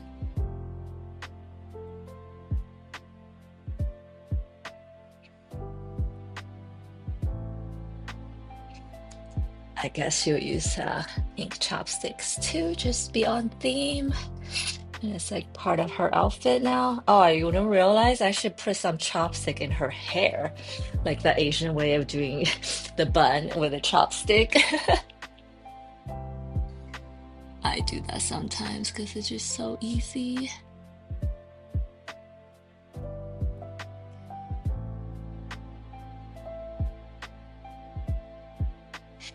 And question for those who you have used chopstick and have used chopstick, do you like the round ones or the square ones?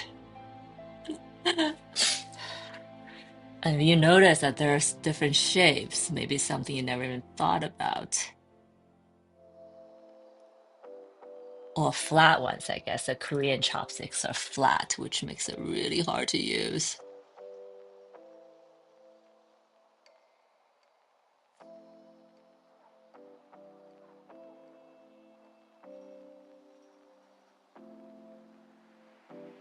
One is darker because it's in the shadows. But yeah, let me know in the comments. We'll let that be for now. I'm gonna go back in when there's more dry to, accent it more. But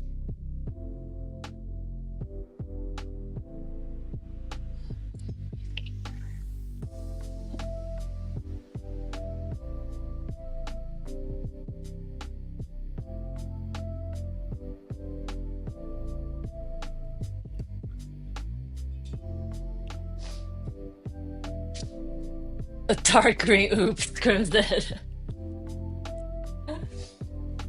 I just saw your comment. Dark green might have been a better idea, but oops.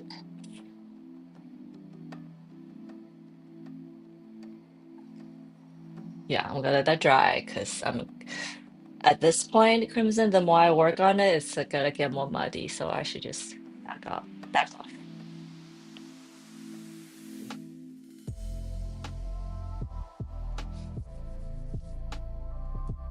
Okay.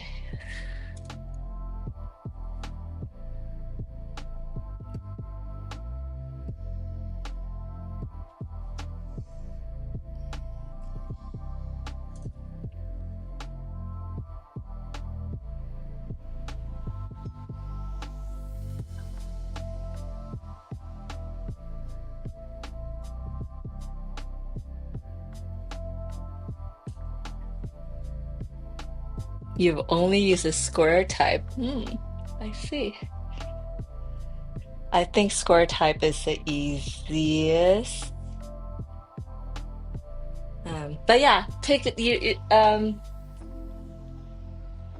attention. Depends on what restaurant you get it from, whether it's a Japanese restaurant, a Chinese restaurant, a Korean restaurant, that the chopstick shapes are slightly different.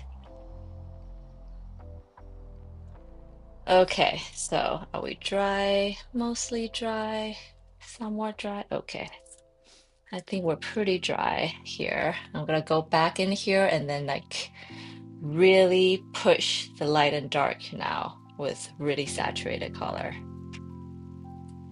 Let's see how that goes. Let's see, I can even mix that. Maybe I can't even mix it. I should really use gouache for it.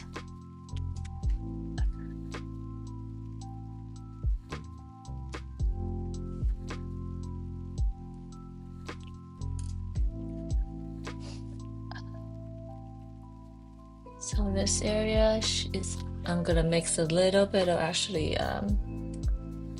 burnt umber in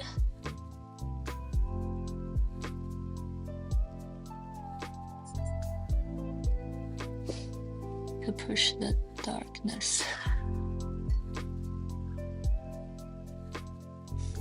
So this is my blue with a little bit of burnt umber.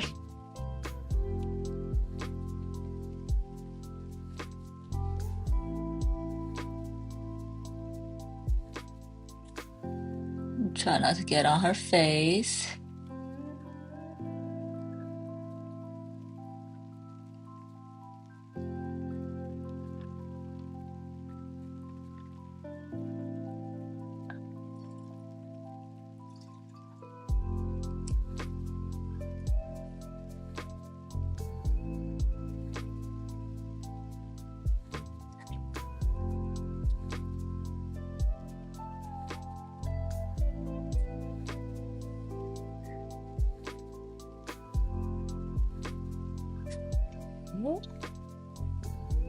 And this here a little bit.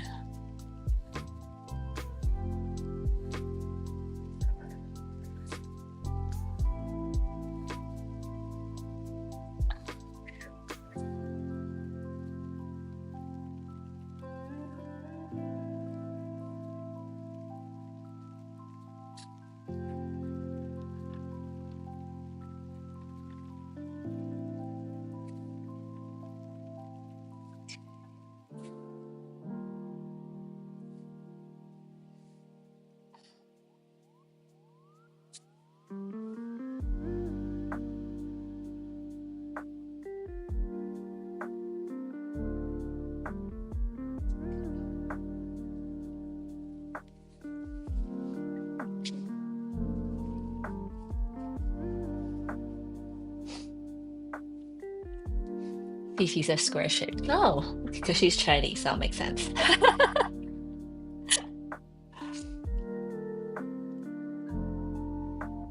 And cute. Maybe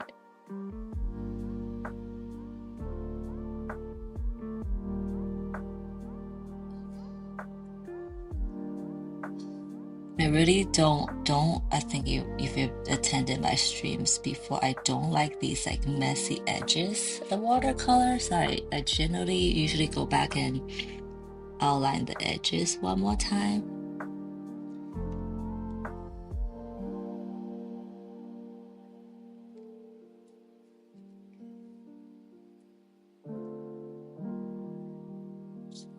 This dress part goes around her neck, so it curves a little bit.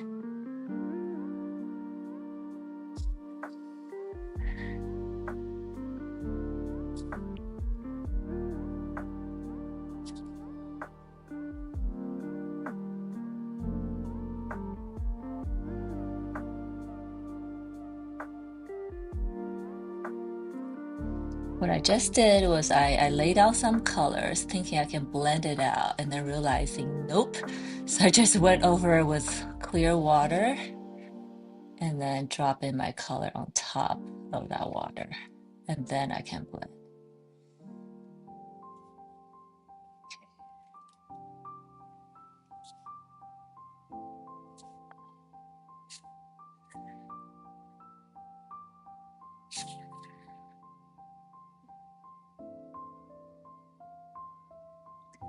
I think I am at the point where I can, like, when I lay down some colors, I can immediately know if it's gonna be a disaster.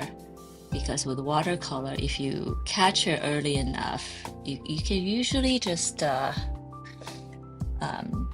blend it out, or use a paper towel to save it.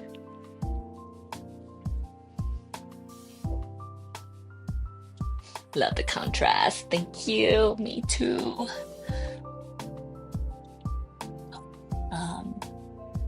Let's clean this edge up a little bit here. Here. Oops.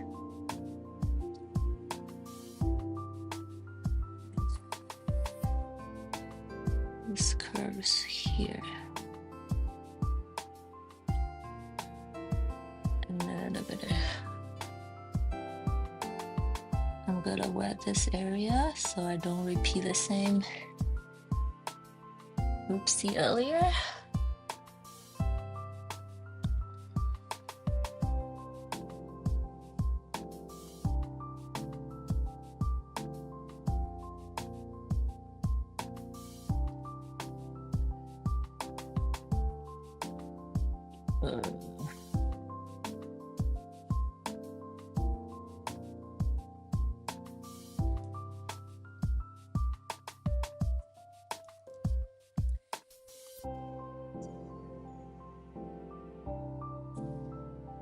Maybe this part needs to be wider.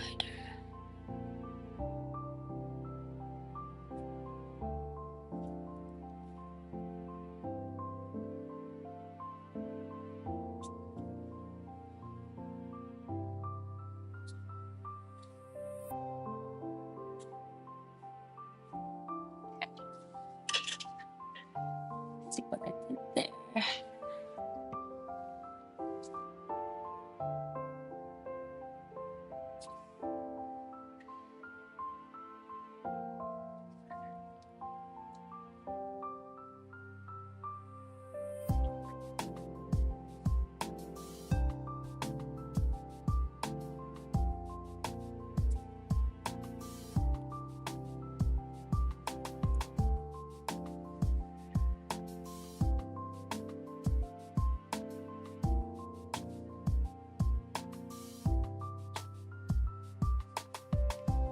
Not bad.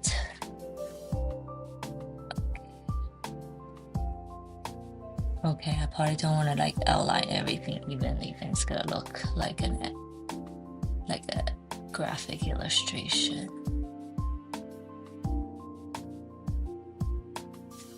which I guess is not a bad thing.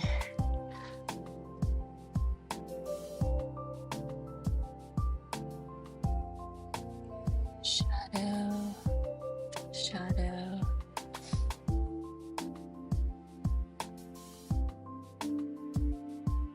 In the end, I usually go back and highlight it with some like pop of white, where like the light really hits the edge of fabric.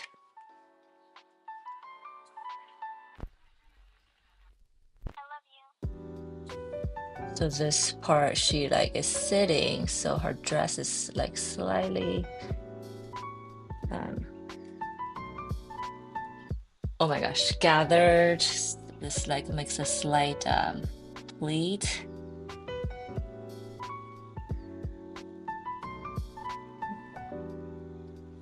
I'm gonna do that here. I'll probably leave this part as it is, because this knee is getting highlighted. And then skirts here. I love drawing these ruffles.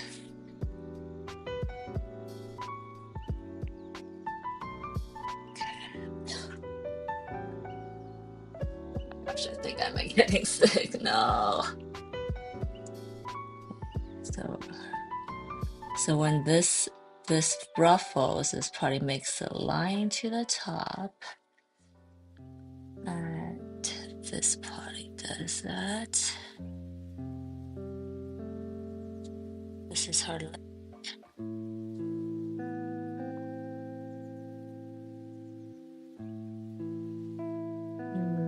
So this is her knee here. Let's see. So usually it makes like a shadow.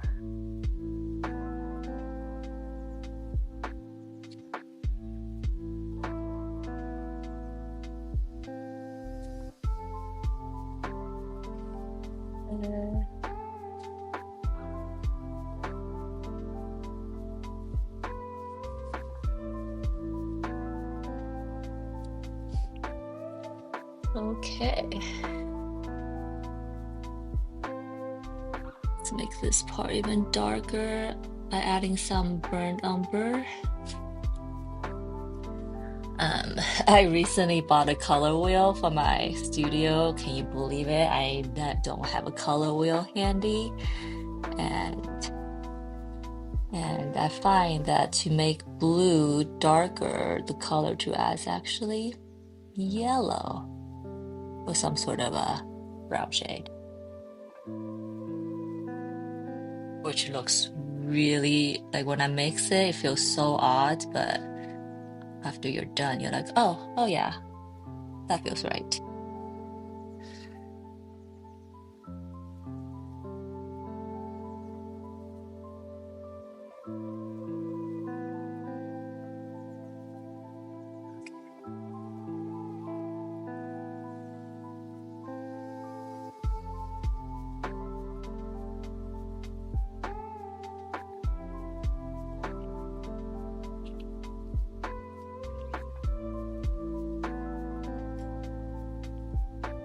I'm pulling it back a little bit. Okay, this area needs. Ooh. I'm kind of doing the heart.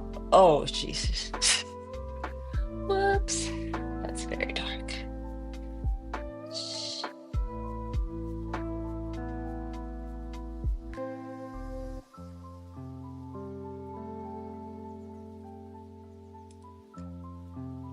But see this sometimes these harsh shadows here, like I wanted to blend, but I shouldn't. I'm just gonna leave that be actually, because it's gonna look great when it dries.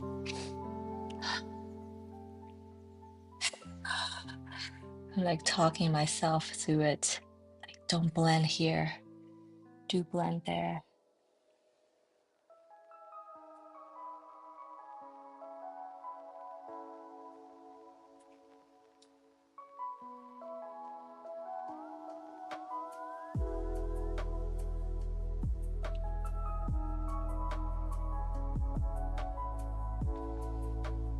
Cute. And definitely more shadow here.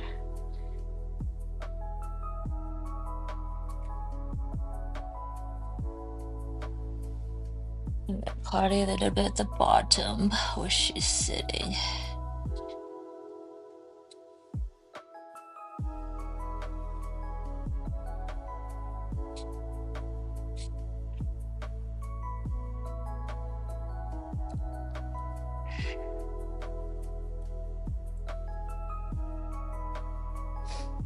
And then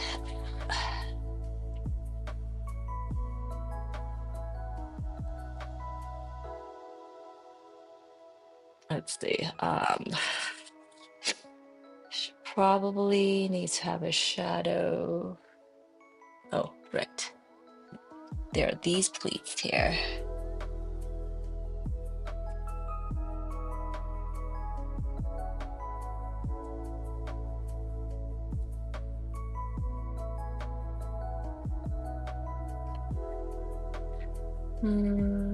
Maybe.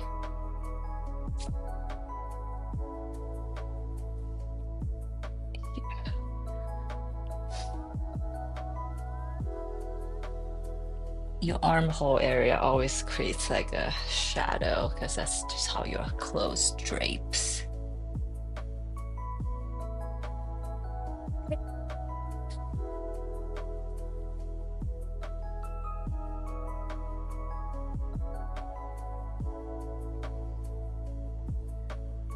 Always forget about this part.